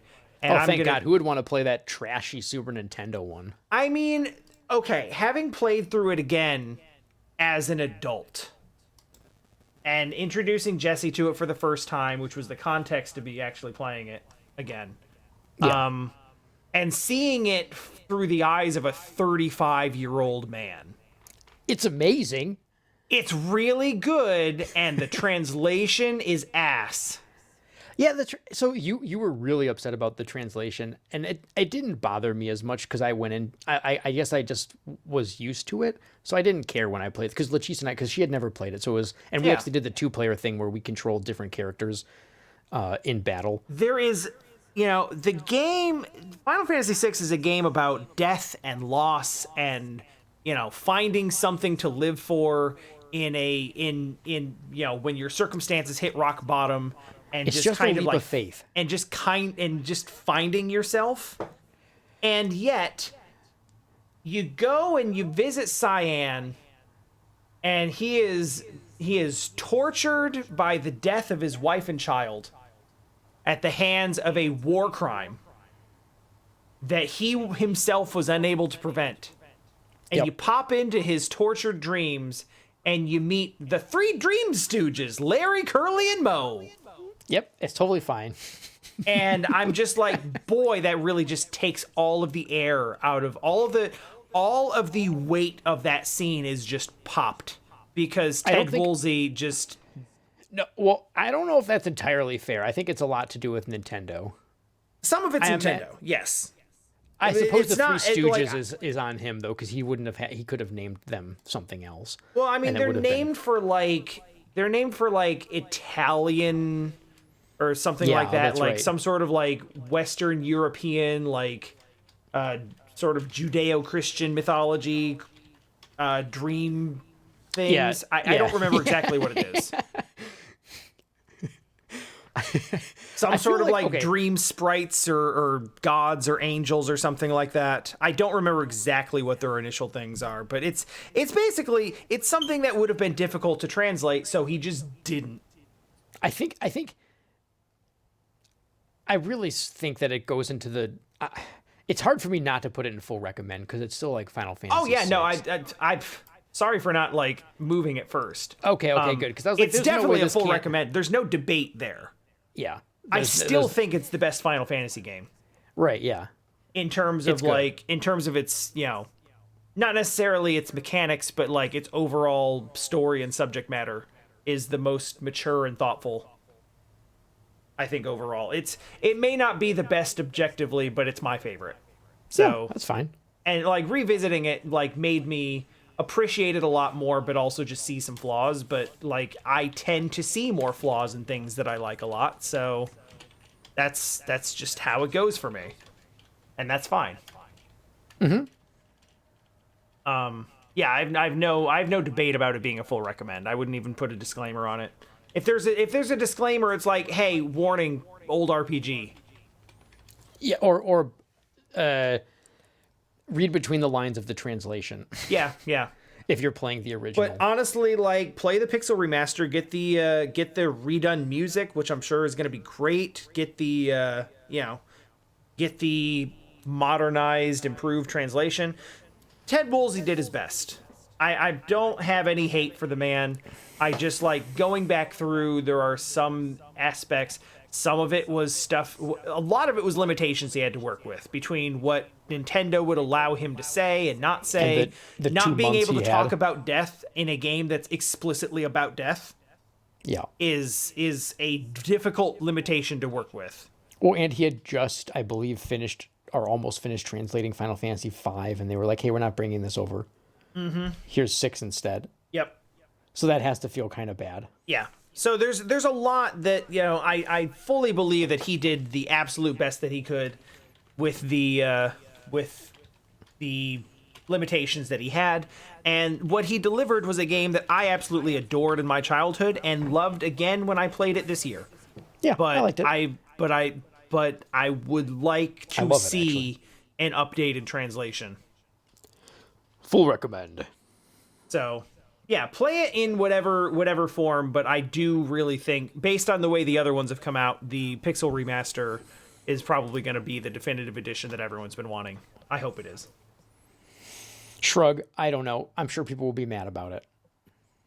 I don't know, people have been mostly, like, aside from, like, some weird stuff with the font, which they basically fixed after a week, I think people have been mostly pretty happy with the Pixel Remasters. Oh, okay. Because I thought they were angry about, like, difficulty or something. I don't know. I don't remember hearing anything about that. Doesn't mean it didn't happen, but I don't remember. I've got nothing to apply to that. Yeah, like I said, I didn't pay attention to the Pixel Remasters yet because I imagine they're going to be released on console at some point, and then I'll probably play them. I don't know why it feels weird to play an RPG on Steam. I think 5 just came out a couple weeks ago, and I know they dropped 1 through 3 at first, and then they have been doing like 5, 6, or 4, 5, and 6. Like over time, like a couple of months. Yeah. So I assume 6 is coming relatively soon, and I full recommend on that. Just Definitely. Presumably. Famicom Detective Club. I feel like this one's easy. Where are you putting it? I mean, it is the most quintessential just watch a video. Yeah, that's where I would put it. Because, like, no doubt. The story's all right, but it's a visual novel. There isn't anything in the gameplay. I mean, we literally just effectively watched the video while playing it together. Essentially, yeah. Like, it's not even a visual novel where your choices matter. It's literally like go through all the dialogue until you pick the right one. So like it is just a cinematic experience. You can just watch a video. I actually had the unique experience of playing like the first half of it with you, and then Jesse and I watched the end of the just watched the video. Literally just watched a video and had a similar experience, if not a slightly better one. Yeah, because you didn't get stuck. Because I didn't have to worry about getting stuck. And if something was boring and I'd seen it like a bunch of times, I could fast forward. So, yeah, that's easy. Done and done. To be fair, to be completely fair, the game itself is actually pretty good. The story was decent. I didn't love the way that it went, like the big twist ending at the end. It felt a lot of left field in a way that wasn't satisfying. But the experience overall was perfectly entertaining. Like they're good mystery stories. Yeah, I actually think the first one's more interesting than the second one. Yeah, we played you played the first one, and then we played the second one together. So I did not actually play the first one. I mean, they're both. Oh yeah, that's a big shock ending, but not actually. They're cool. Whatever. Yeah, they're good. I just watch a video. It's definitely worth watching. I don't mean to like downplay it. It's a decent story. It's fun, but like there isn't anything extra that you get out of playing it. So just watch a video. Yep, fair. Earthworm Jim.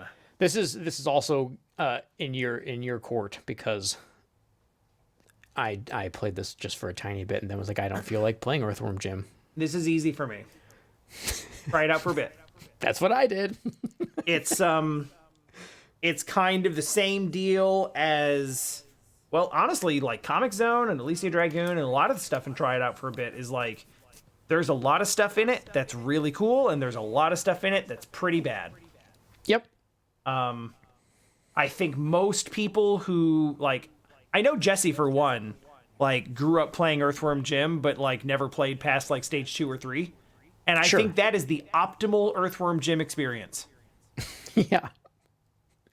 Is basically to play like the first couple of stages and be like, hey, that's pretty cool. This is some pretty goofy, quirky 90s like Ren and Stimpy-esque humor. And you didn't like the stage where you have to escort a pink dog through a tornado meteor storm thing or whatever, and then it kills you. And if he gets hit by anything, he eats you. Yeah, that was a really cool level. Yeah, it's fun and like it's fun from a 90s aesthetic kind of way, but like it wasn't fun to play. I can't wait till you have to play it gets progressively less fun to play as you go. I'm excited for you to play the Sega Master System version of this. I did play the Sega Master System version of it. No, to completion. No. Moving on. Bob, don't bother, next. The only interesting thing about Bob is that when you find a complete edition under your bed that you didn't know you owned, and now you're wondering if Bob has a mind of his own. That's why I'm giving it to you. Thanks. Mm-hmm. Now you can have 2 copies of Bob. Oh yeah, because you gave. God. You have 2 copies of Bob for both systems. Oh man. Yeah, Bob. Like, let me read off the name of the podcast that Bob is featured in. It's called Bob, B-O-B, and the worst game you've ever played. Because I had to have a debate about whether Bob was the worst game I'd ever played, and the answer is maybe. Bob is miserable. Don't bother. If it would be somewhat redeemable if if it was like 80% shorter. Oh yeah, I guess the artwork's pretty. I mean, like it's sometimes the character. Let me rephrase that. The character animations are enjoyable. Yeah, some of that, and like the artwork is not pretty. It's a fairly functional, run and shoot game until it tries to do too much, and until I've seen this stage 8 times. Why do I have to do it again? Why are there 50 stages in this game? Bob. Next up, Elevator Action Returns. This is a weird one because like it was pretty good, but I don't know that I'd actually recommend anyone play it. I'd never recommend anyone to play this game. if I'm being honest. I had fun playing it, but I don't think this will ever, there'll never be a point in my life where I say, oh, you should try out Elevator Action Returns. Yeah, it's very forgettable.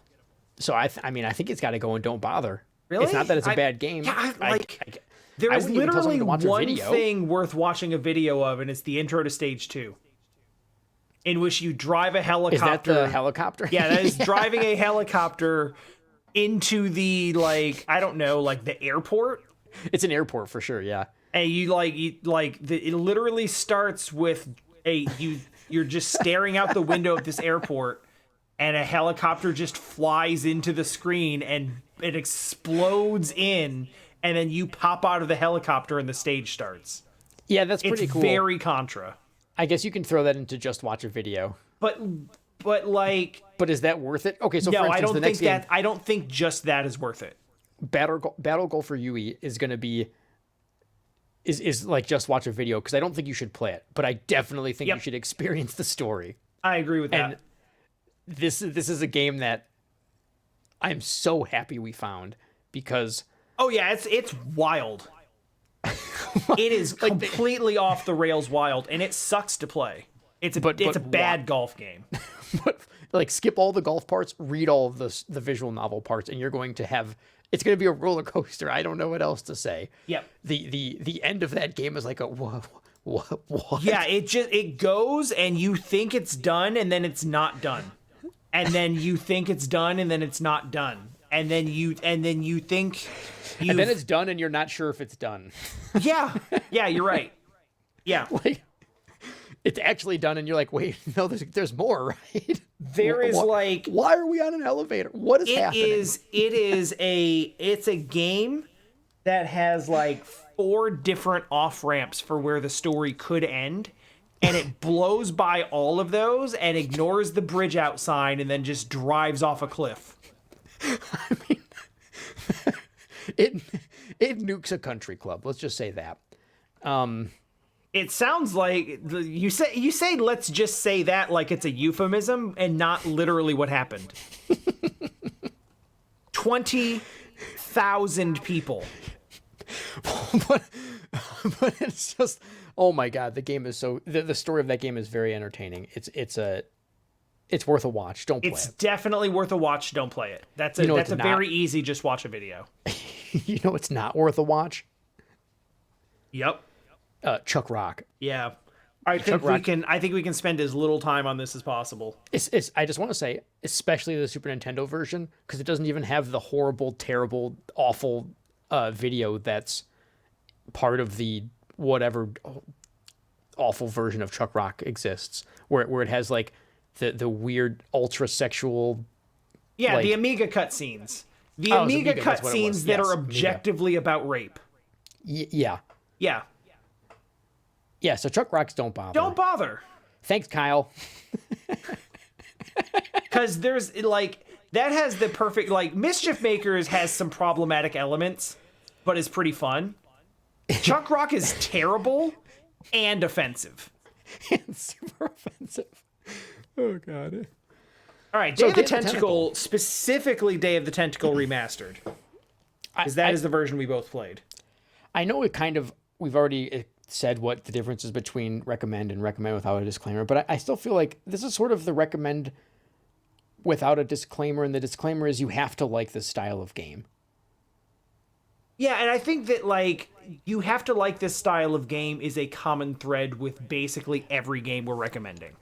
Yeah, but this is even more so, because let's just say you're like, oh, I kind of like action games, but maybe I don't like Mario. You might say, well, hey, you could still check out Donkey Kong Country, because maybe you'll enjoy the platforming more than you do in Mario. I don't know. Sure.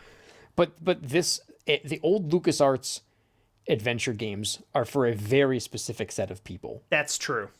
That's very true. And the style of humor, some of it lands and some of it's very woof. Some of it's very 90s. This was okay to say at this time. Or insinuate or whatever. Or insinuate, yeah. So I think it's a good game for what it is, but you have to like what it is. Yep. It's kind of a dumb you way of doing with it. Disclaimer? I think so, because trying out for a bit doesn't make much sense. No, I wouldn't. I would say either commit to playing it or don't. Well, I think it's also the disclaimer is you already know what it's going to be because you Right. like this style of game. And if you're like, oh, I like Escape from Monkey Island, but I've never played Day of the Tentacle, Right, then right. go ahead and It's- play Day of the Tentacle. Right. It's not like playing it for a bit doesn't make any sense because you either know you like it or you don't already. Right. Yeah, I think And if you like that style, it's good. It's pretty good. That's for it, I completely think. fair. Man, Mega Man Legends, this was like the sleeper hit for me because I was like, this game's trash. I'm not playing it. And then I played it and was like, wait, I love this game. I thought the game was trash while I was playing it, and then like after the fact was like, that game was all right. I think it's, as much as I'd like to full recommend it, I think it has to be recommended. It definitely has to have a disclaimer Yeah. because it is I don't know if the jank as disclaimer is- hell to play. I don't know if the disclaimer is warning PS1 game, warning no Z targeting. Like, Pre-Ocarina of Time adventure game. yeah, sorry, Nintendo didn't get their hands on what a 3D game should be like in this vein yet, so no Z targeting. Yep. Yeah. And but I really liked it still, and I'm going to guess it just, I don't know if it just hit the right moment for me or what, but I thought that was a really fun game to play, and it was a game I did not expect to enjoy after watching. I knew what it was, but I had never played it, and I just assumed there was Z targeting because I don't know. Yeah. I played Ocarina of Time first, right? It's just hard to imagine a game working in that kind of 3D space from that perspective without some kind of targeting like that. Yeah. But overall, it was. I recommend with disclaimer. It's pretty cut and dry from. Yeah, we both really liked it, but like, it was, we didn't expect to like it because there's a lot to not like. Yeah. There's a lot of flaws. Most of them having to do with just age, and like they didn't figure out how to do these things yet. Mm-hmm. But like everything else about it, the voice acting, the world, the aesthetic, just the feeling of playing the game, like it all works. It's all very fun. It's good game. This is all you. The next one. Luvia 2 is tough for me. Because it's almost an illusion of Gaia type of thing, where like I think so it's an RPG. It's a long JRPG, and honestly, it has a lot of cool stuff to it. But if you were to gauge it as just like, so the RPG basically comes down to how's the story, how's the battle system, how's the music. Yeah. These are your big things. And it's like, for all of those things, meh. It's the story is all over the place.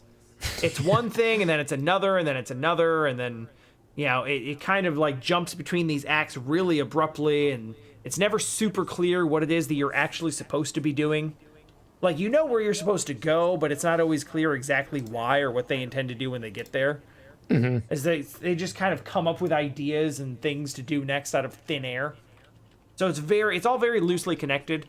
The world is huge, and that's actually a problem. Okay. Because it is a bunch of villages that you visit once and then never again.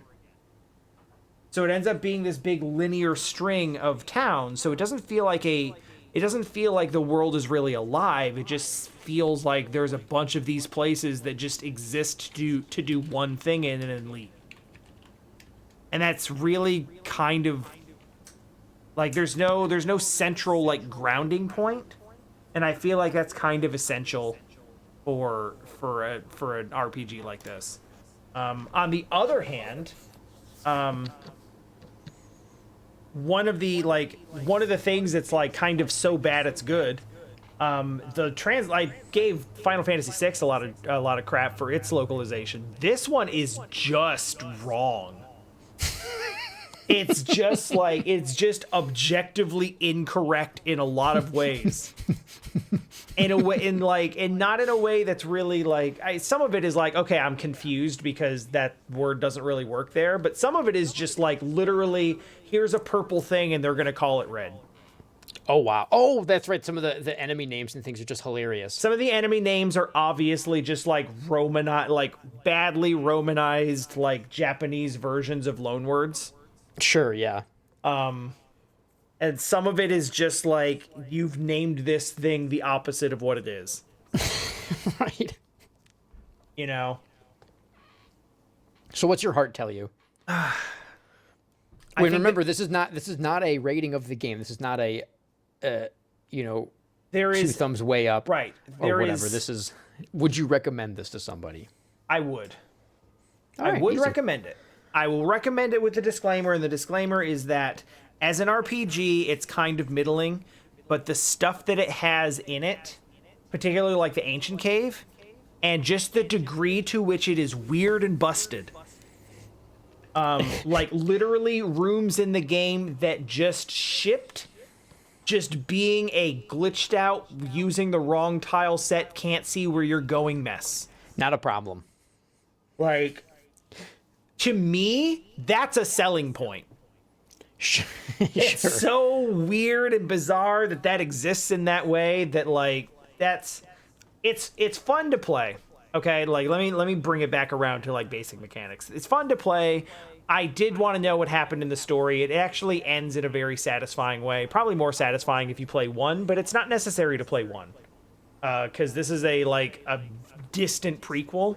Right, and yes. the things are not really like super closely tied together. So I didn't play 1, and 2 was very enjoyable for me.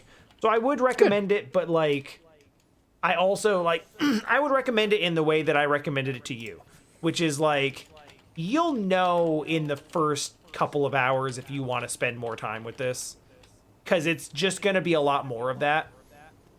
And you know, puzzles. Lufia 2 has really good puzzles. It's got like a whole... Oh, that's right. The whole... Yeah. How they're all different. Yeah, they're all different, and there's a lot more varied ideas in puzzle solving than your typical like box pushing. Yeah.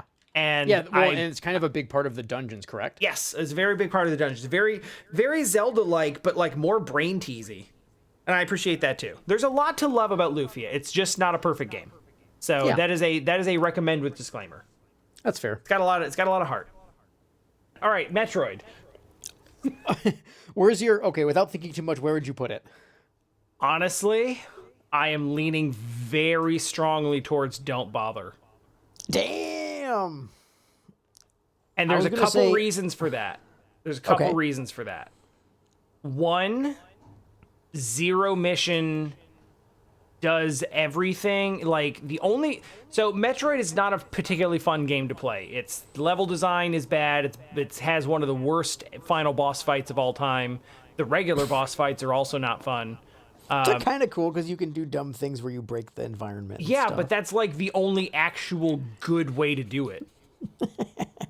True. But like the exploration is tedious. There's no map.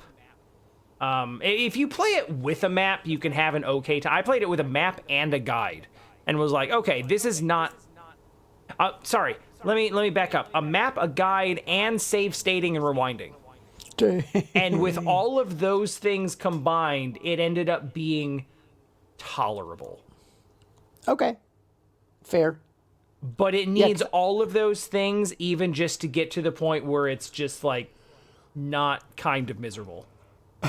My initial feelings was try it out for a bit, but if we're going to use the logic of, Double Dragon and Fire Emblem, why bother playing it? It doesn't really add anything worth playing that's unique, and Zero Mission is in every way better. It does the same story. So I was going to say, the only saving grace that Metroid has is it kicks off this franchise and this whole story, such as it is, which didn't really become much of a story until like several games later. It was just kind of like go to planet, do thing. Yeah. Like that's really all Metroid was and all it needed to be at first. And then it was like, no, this is actually a multi-part epic story. And it's like, okay, no one needed that. But sure, like Metroid does kick that off, but Zero Mission covers that story and actually makes it the origin of that story and fills in the gaps and actually does the story bits better and the action bits better and everything better. Yeah. So there's literally zero reason to play NES Metroid over Zero Mission. None. Yeah, I think Like, that's fair. I think that, like, if you are like the most purest of purist, which, you know, is ultimately kind of why I played it in the first place, when even Metroid fans are like, don't play one, play Zero Mission, don't play one. It's rough. Yeah, it's good. I'm cool with that. Like, and just like so the same Metroid thing, and I promise not to talk about it with every single game, but like evergreen statement, like hidden breakable or invisible or false walls in Metroid hiding progress are not fun, and I've never enjoyed them, and this does them probably the worst. And like and the worst thing is, like, some of them are like, oh yeah, break through this like breakable floor in the corner to drop into this lava that's not real, to break through this other brick that's not real, and down there is the item you need to progress. Yeah, it did have a bunch of And then silly and then nonsense like two that. rooms over next to that is a room where you try to do that and it's identical looking, but that one just kills you. You just get stuck down there and you can't get back. So it's not great. And No, I think I feel relatively strongly that that don't bother is the appropriate place for this. yeah, I think that's good. All right. Now, Metroid 2 is a bit more complicated. I mean, for me, it goes that I was thinking full recommend, but I think I'm going to say recommend with disclaimer being use a map. Mm-hmm. Because I Yeah. think the game's really cool, and I actually like the I Game also Boy used a one map more. for it. I like the Game Boy one more than the 3DS remake by quite a bit. I didn't play the 3DS remake, and I didn't play this game on a Game Boy either, which I think is noteworthy. Because I was able to actually play on a controller, and I think that's a better experience. I've always just like, I've never particularly enjoyed playing action games on a handheld because my Yeah. hand moves when I play, and when my hands move, my screen moves. And that kind of makes the whole thing unpleasant. So, Yeah, I could see that being bad. so, you know, I had a fairly fun time with it, but yeah, I used save states, I used a map. I don't know that I'd go full recommend. I think I'm comfortable putting it in recommend with disclaimer. I think the disclaimer is you should use a map, but it blew my mind how cool it was. And I think the reason I recommend it is more, not that it's an amazing game or that it's going to withstand the test of time, more so that I was like, whoa, this was a Game Boy game? And Yeah. it did all this stuff? Yeah, This is where honestly, the Spider like, Ball was introduced? What? It gets much cool. more impressive when you consider its era. Much, much more. Yeah. Yeah, I mean, my heart, I think it's a try it out for a bit. I'm comfortable raising it to a recommend with disclaimer because I did actually have fun with it. I don't particularly like that you go through and the whole thing is basically just like, go find a bunch of these little evolved Metroid mini bosses. And it's like, all of the evolved Metroid mini bosses are worse than just regular Metroids. They're less threatening.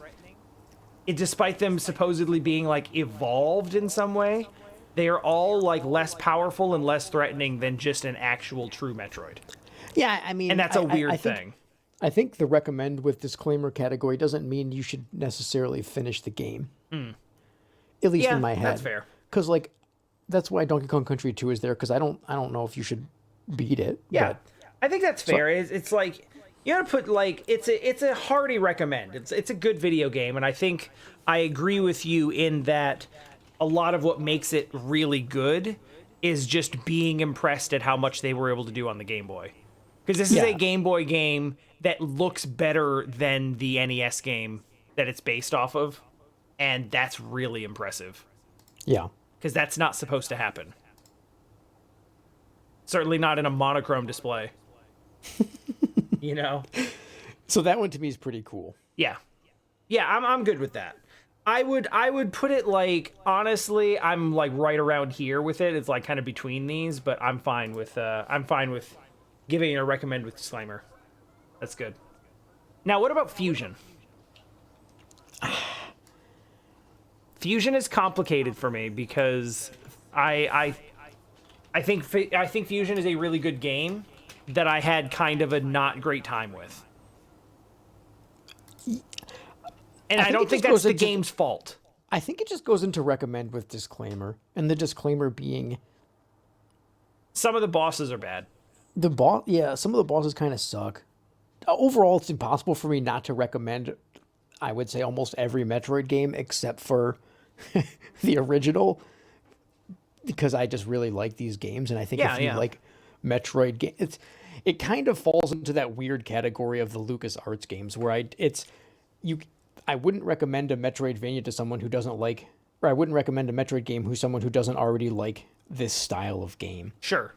It's a pretty specific style of game, which is also why historically Metroid's not been that big of a seller for Nintendo. Right, it's kind of a niche thing.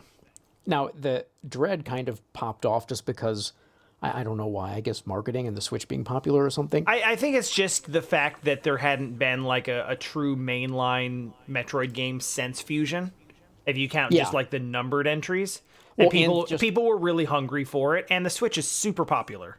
Yeah, and I think it's a mix of games being more popular in general, so just by virtue of that, there's going to be more and also more it's money just in the game. really good. It's just really good, but we'll get to that in a couple You things. can just put Metroid Dread in full recommend. We can talk about it later. Yeah, we'll go out of order. That's fine. That I don't think there's any recommend. question of that. No, that game's awesome. Even though I was frustrated by some aspects, looking back on it, it's one of those games where, like, almost immediately after having those complaints, it's like, nah, I like this game a whole lot. Yeah, it's good.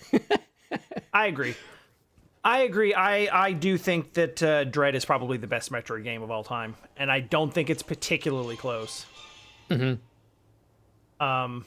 But yeah, Fusion I can recommend with a disclaimer. The disclaimer is that the bosses kind of suck, and it's significantly more linear than its predecessors. Yeah. But it's fun to play. It introduces a lot of mechanics that are really good, that Dread actually improves and expands upon. Yeah, I think Metroid is. I'm happy with Fusion being in the recommend with disclaimer. Yeah, I'm not comfortable moving it higher or lower than that. I wouldn't say just try it out for a bit. I would definitely say like really play it. Mm-hmm. But I also wouldn't say like unreservedly. I would not unreservedly recommend it. It's, there's a lot of ifs and buts. So that's good. DKC 3, finishing out the trilogy.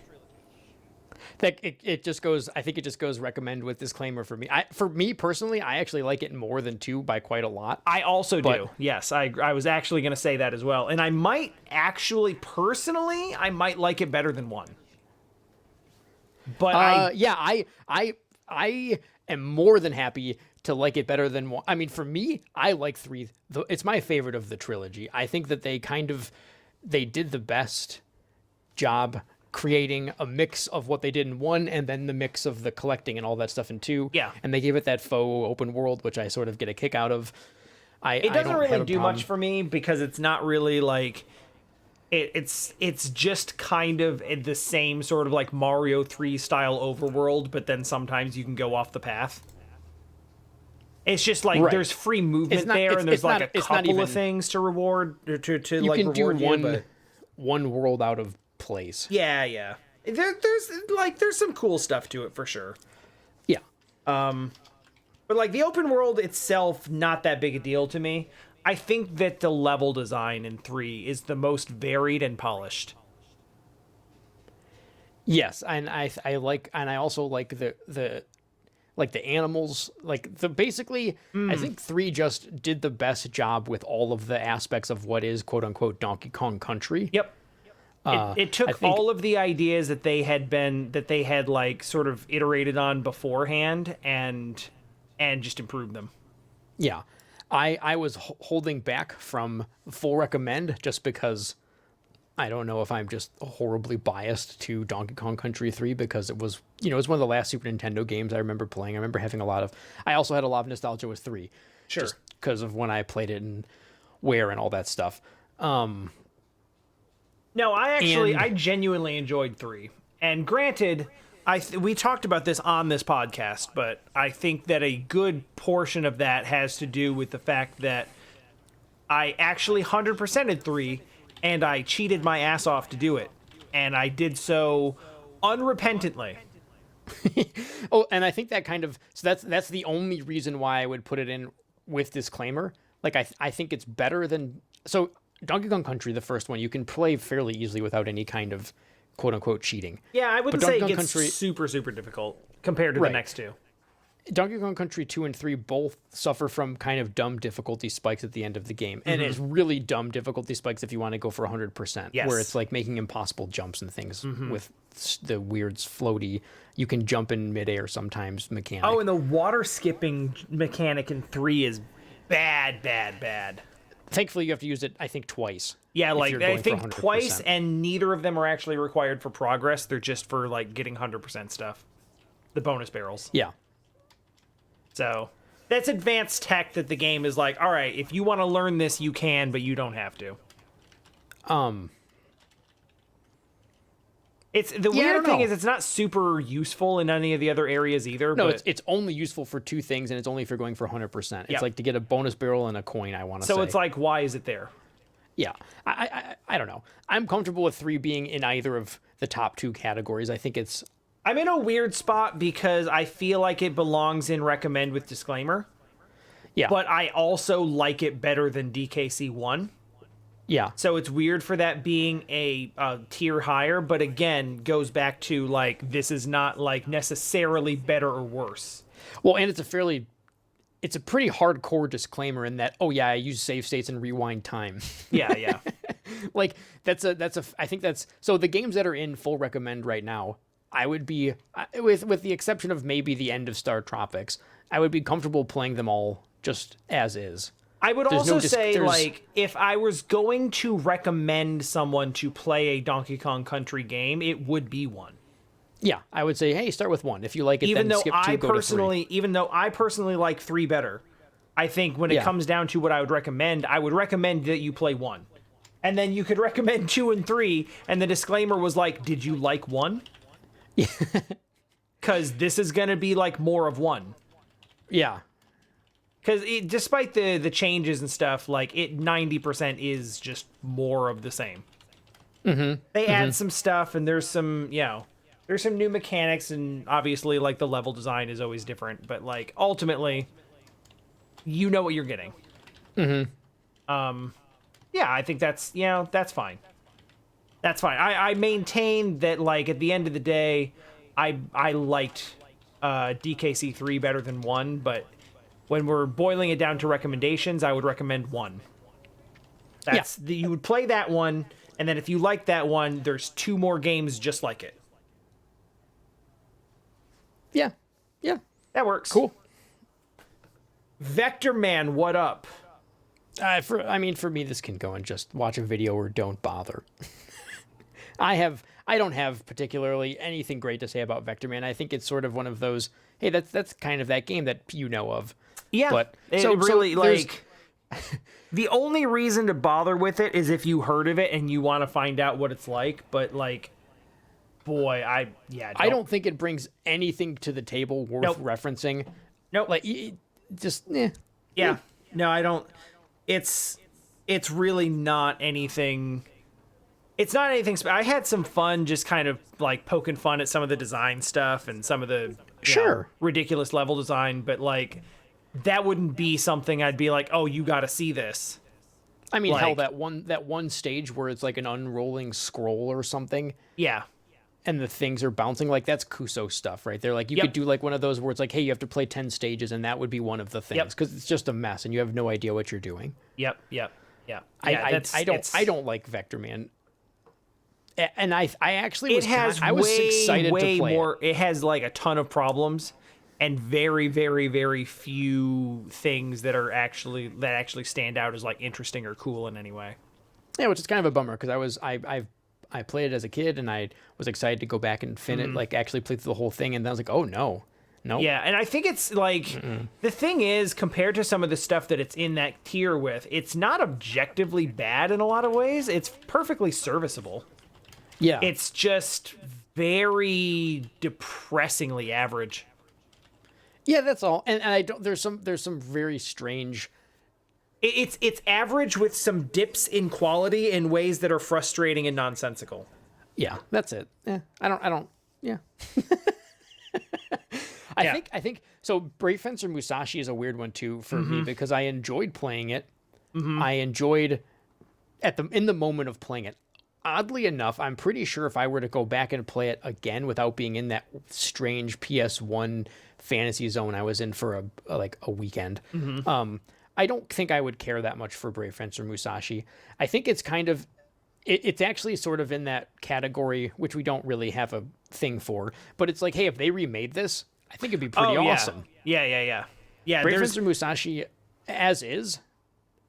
Yes. Maybe it's a try it out for a bit just to see the I was thinking of try it out for a bit.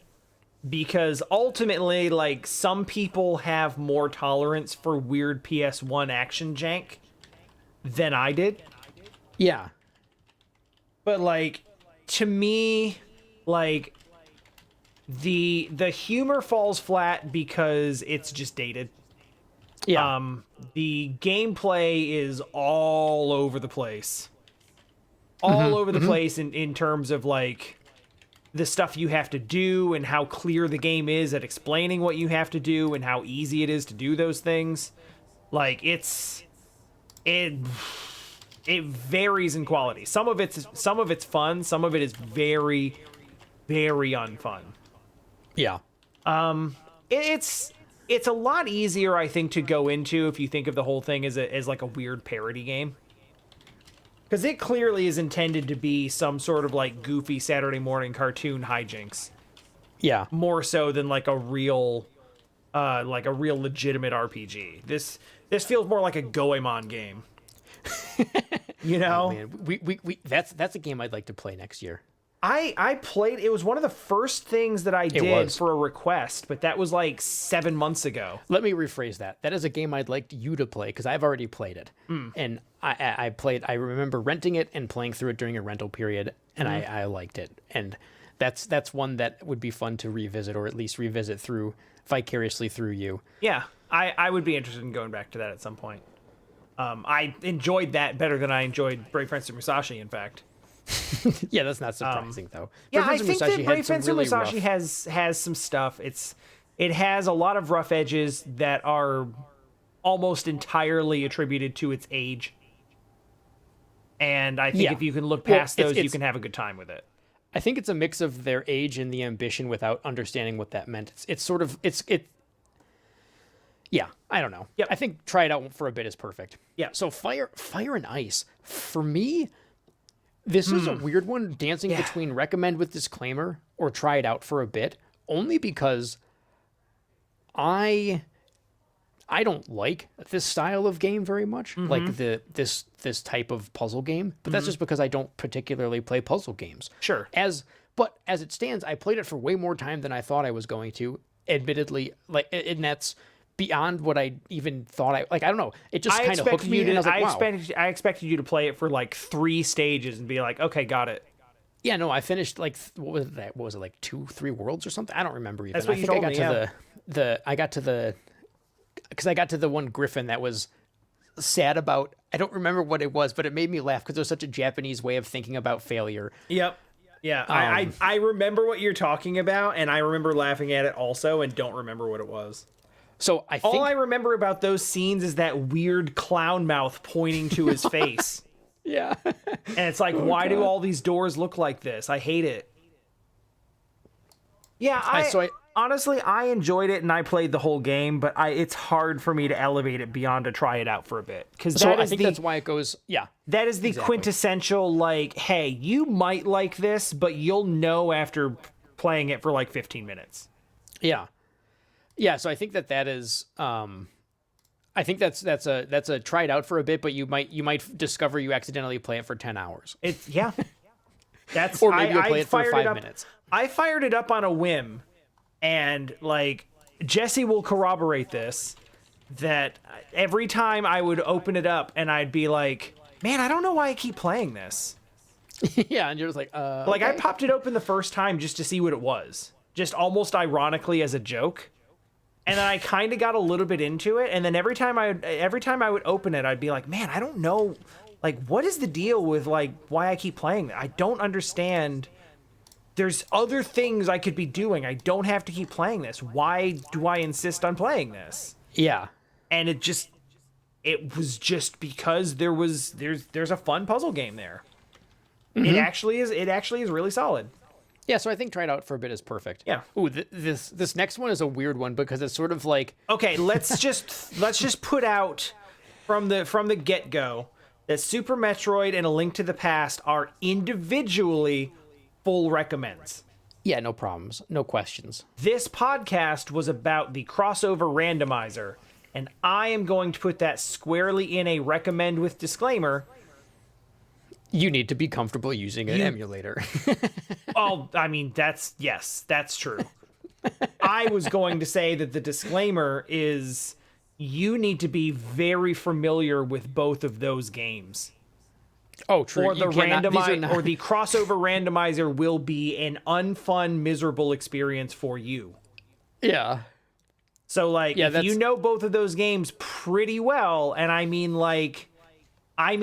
pretty well in terms of know where at least 80 to 90% of the item locations are in both games pretty much by heart, and are comfortable looking up the other ones and using some other, like, maps and tools and guides and stuff like that. It's a super, super fun time. And I actually have a hard time playing either of these games in vanilla anymore because the randomizer is so much more fun. That's awesome. It just, That's like, awesome. It is, everyone has that compulsion of, like, there's that game that you really love, that, like, one of your favorite games, and you just, like, can go back and play it every so often. But it's kind of sad because every time you go through it, it's just the same. Yeah, and this mixes it up, so it's like, oh my god, I'm playing a brand new video game for the first time. It feels oh, wait, like I'm not. you are just playing a new game. You have to, it's you're like, not, everything in it is the same, but it changes it up just enough and gives you a little bit of new stuff to think about.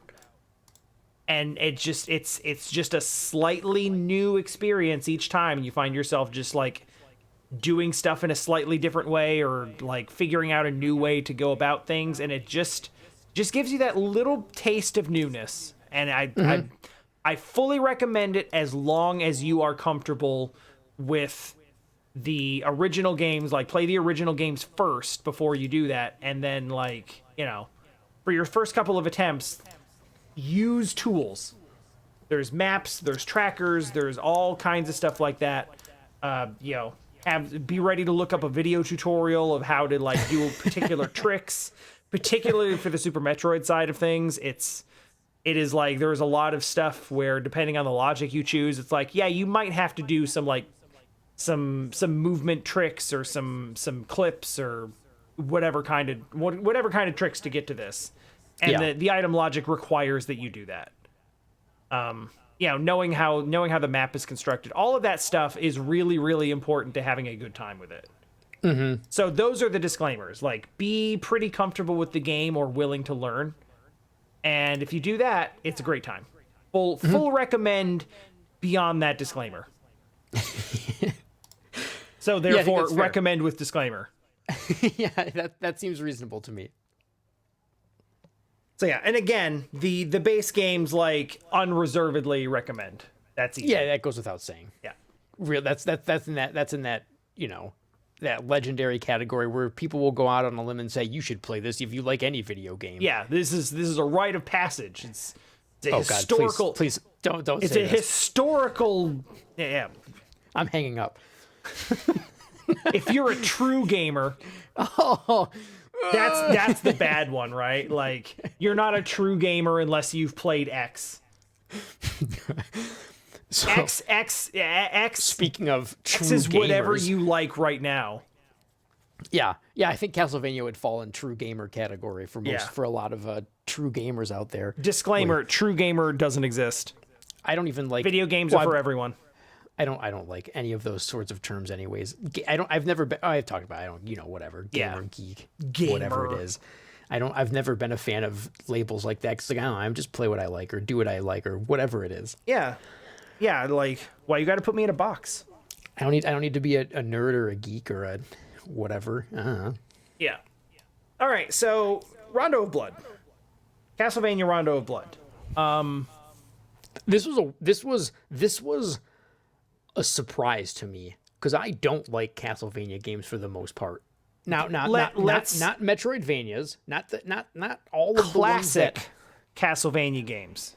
Sure, is what you're referring to. I guess it's weird because if you say Castlevania, there's going to be half of the people that will think immediately. Or let me rephrase that. There'll be like 48% of people will think Metroidvanias. I'm not going to throw a percentage on that, man. 49% will think classic. 46.82%. There'll be those random 3% that's like Castlevania 64, obviously. Yeah. No, I mean, like, there's definitely a hard division between, like, the classic 2D Castlevania games, and I think those are generally referred to as classic Castlevania. Sure, and whatever. then there is the more exploration, if you will, search action focused. Yes, the search action one. Focused, basically the Igavanias. I love all the of Igarashi those. ones. Every single one of those I enjoy. Yep. So Symphony of the Night, Aria and Dawn of Sorrow, Portrait, Order of Ecclesia. Yep. Like those are all bangers. Every single one of them. So what you are referring to is the like classic Castlevania 1, 2, 3 stage-based platformer Castlevanias. Those are the ones that you're saying you're not a big fan of. If someone's, so I would actually just put this as a general setting. I'd probably have it tried out for a bit. That being said, if someone's like, hey, I'd like to experience a classic Castlevania, I'd say play this one. Yeah. Because Rondo of Blood's really cool. Yeah, I think we talked about that. Like, if you And it are has going to awesome play music. a classic Castlevania, this is the one. And yes, the music slaps. It's so good. So I think I'm placing it in the, I think I'd probably put it in the recommend with the disclaimer being it's a classic Castlevania. Okay, yeah, that's fair. But try it out for a bit would also be okay. What was your gut? And that's about where I was going to put it. It's hard for me to put it in a full recommend because it's, the classic Castlevania has a lot of problems. Yeah. And it makes it difficult to recommend to everybody just because there's a lot of frustrating design in it that you just kind of have to look past. It's a lot easier to go into full recommend if you just play the whole thing as Maria. There's a lot of she classic... just kind of solves a lot of the problems. She does, yeah. Yeah, basically there's a lot of classic Castlevania problems with classic Castlevania. Yeah, as it turns out. Yeah. So yeah, like definitely disclaimers all over the place, but it ultimately was a positive experience. I enjoyed it thoroughly. Full recommend the soundtrack. Full recommend the soundtrack. So Yoshi's Story, where do you put Yoshi's Story? Where do you put Yoshi's Story? No. I got to say it first. All right. You know what? Like, I'm eyeing up just watch a video. Damn. No, I was going to say try it out for a bit. But I actually think try it out for a bit because you only need to try it out for a bit. Honestly, if I'm being real, I like Yoshi's Story as a memory of Yoshi's Story. After having played Yoshi's Story again, don't bother.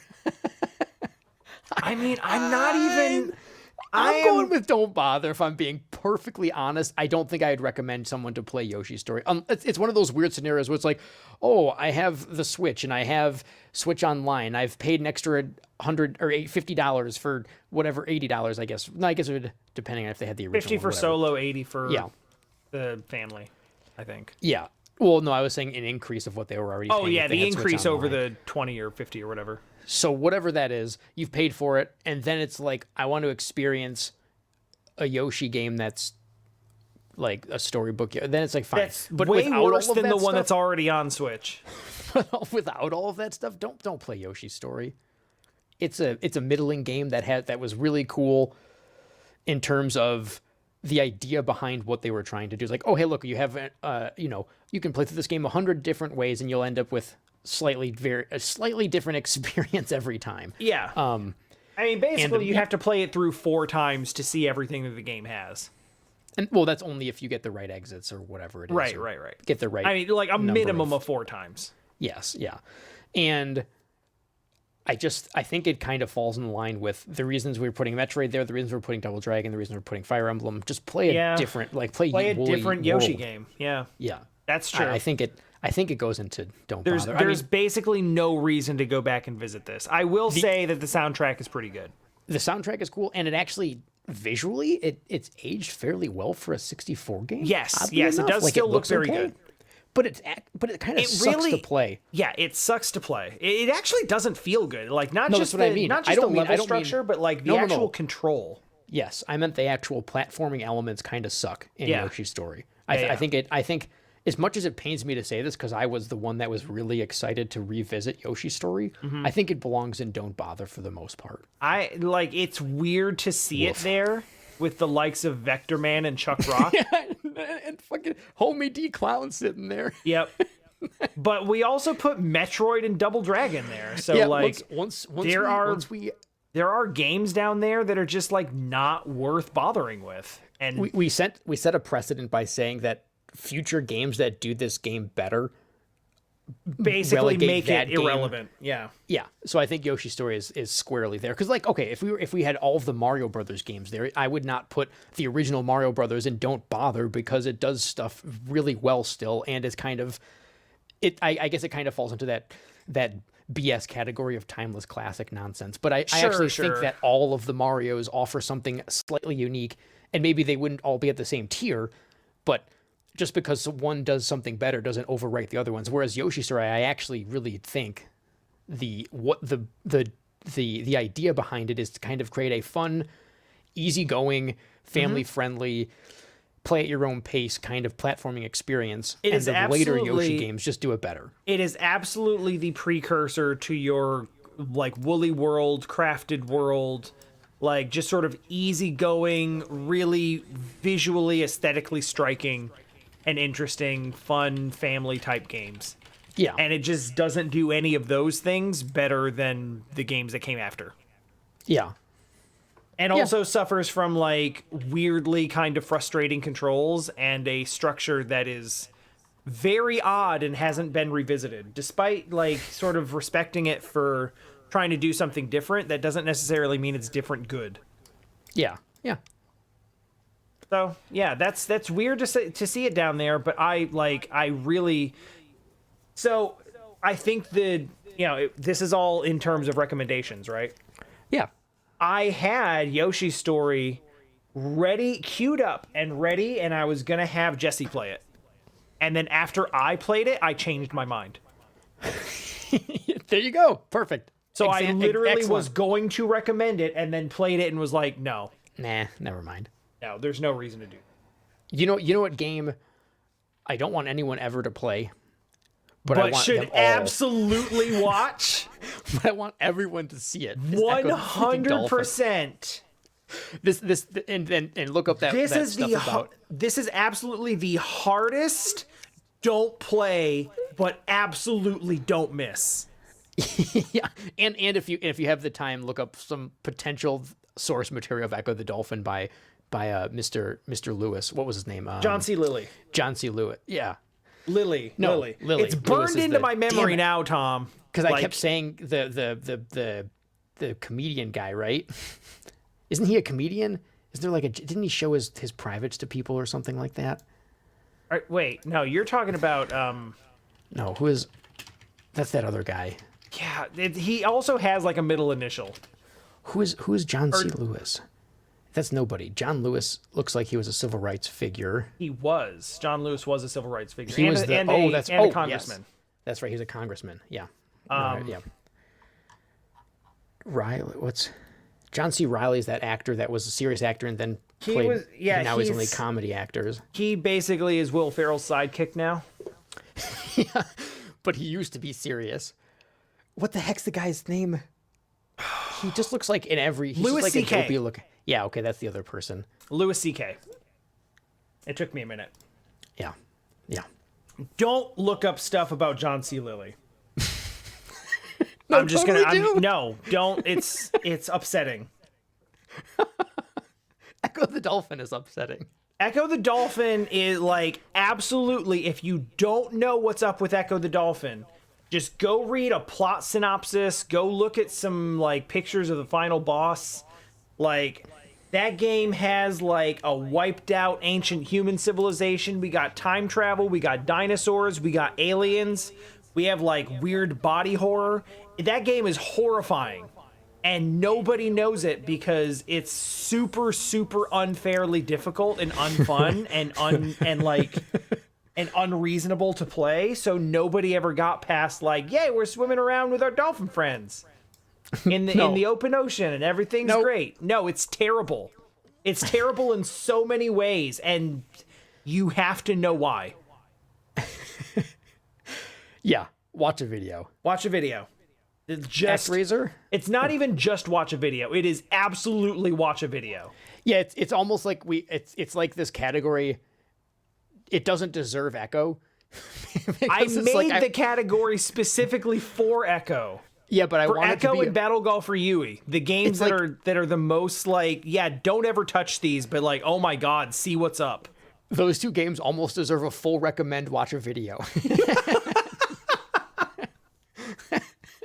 Oh man. Like those are some special experiences that we've had this last Recommend year. watch a full video. Yeah. Yeah. No, Echo is off the rails and nobody knows it. If you have not experienced, please find out. But don't play it. It's terrible. Where does ActRaiser live?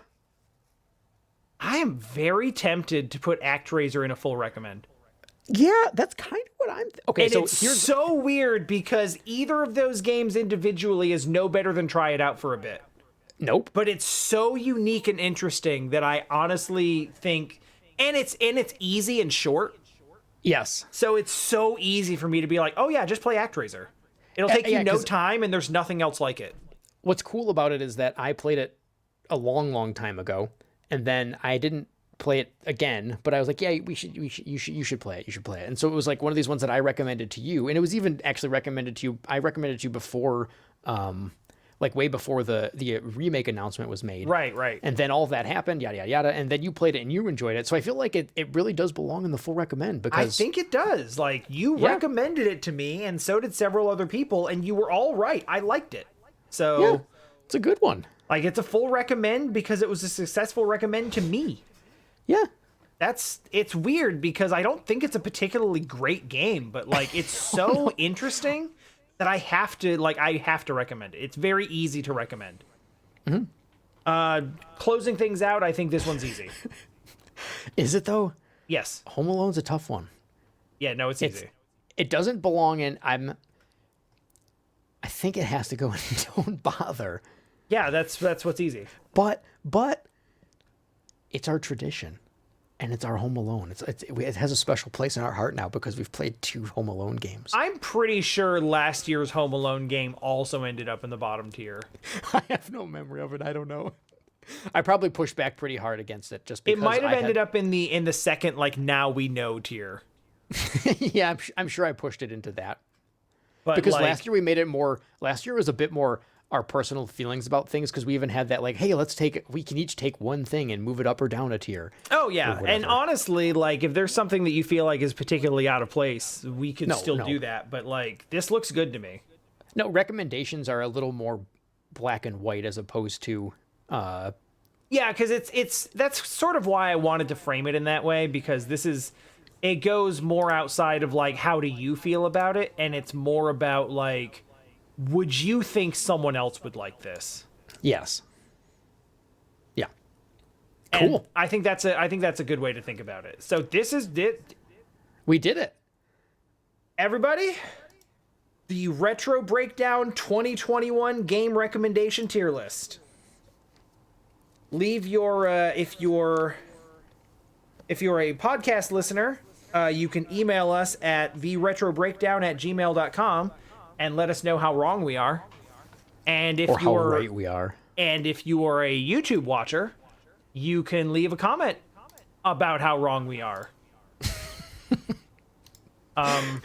I guess those comments could stay other things, but we did a ranking thing. So what is this for if not for people to disagree with us?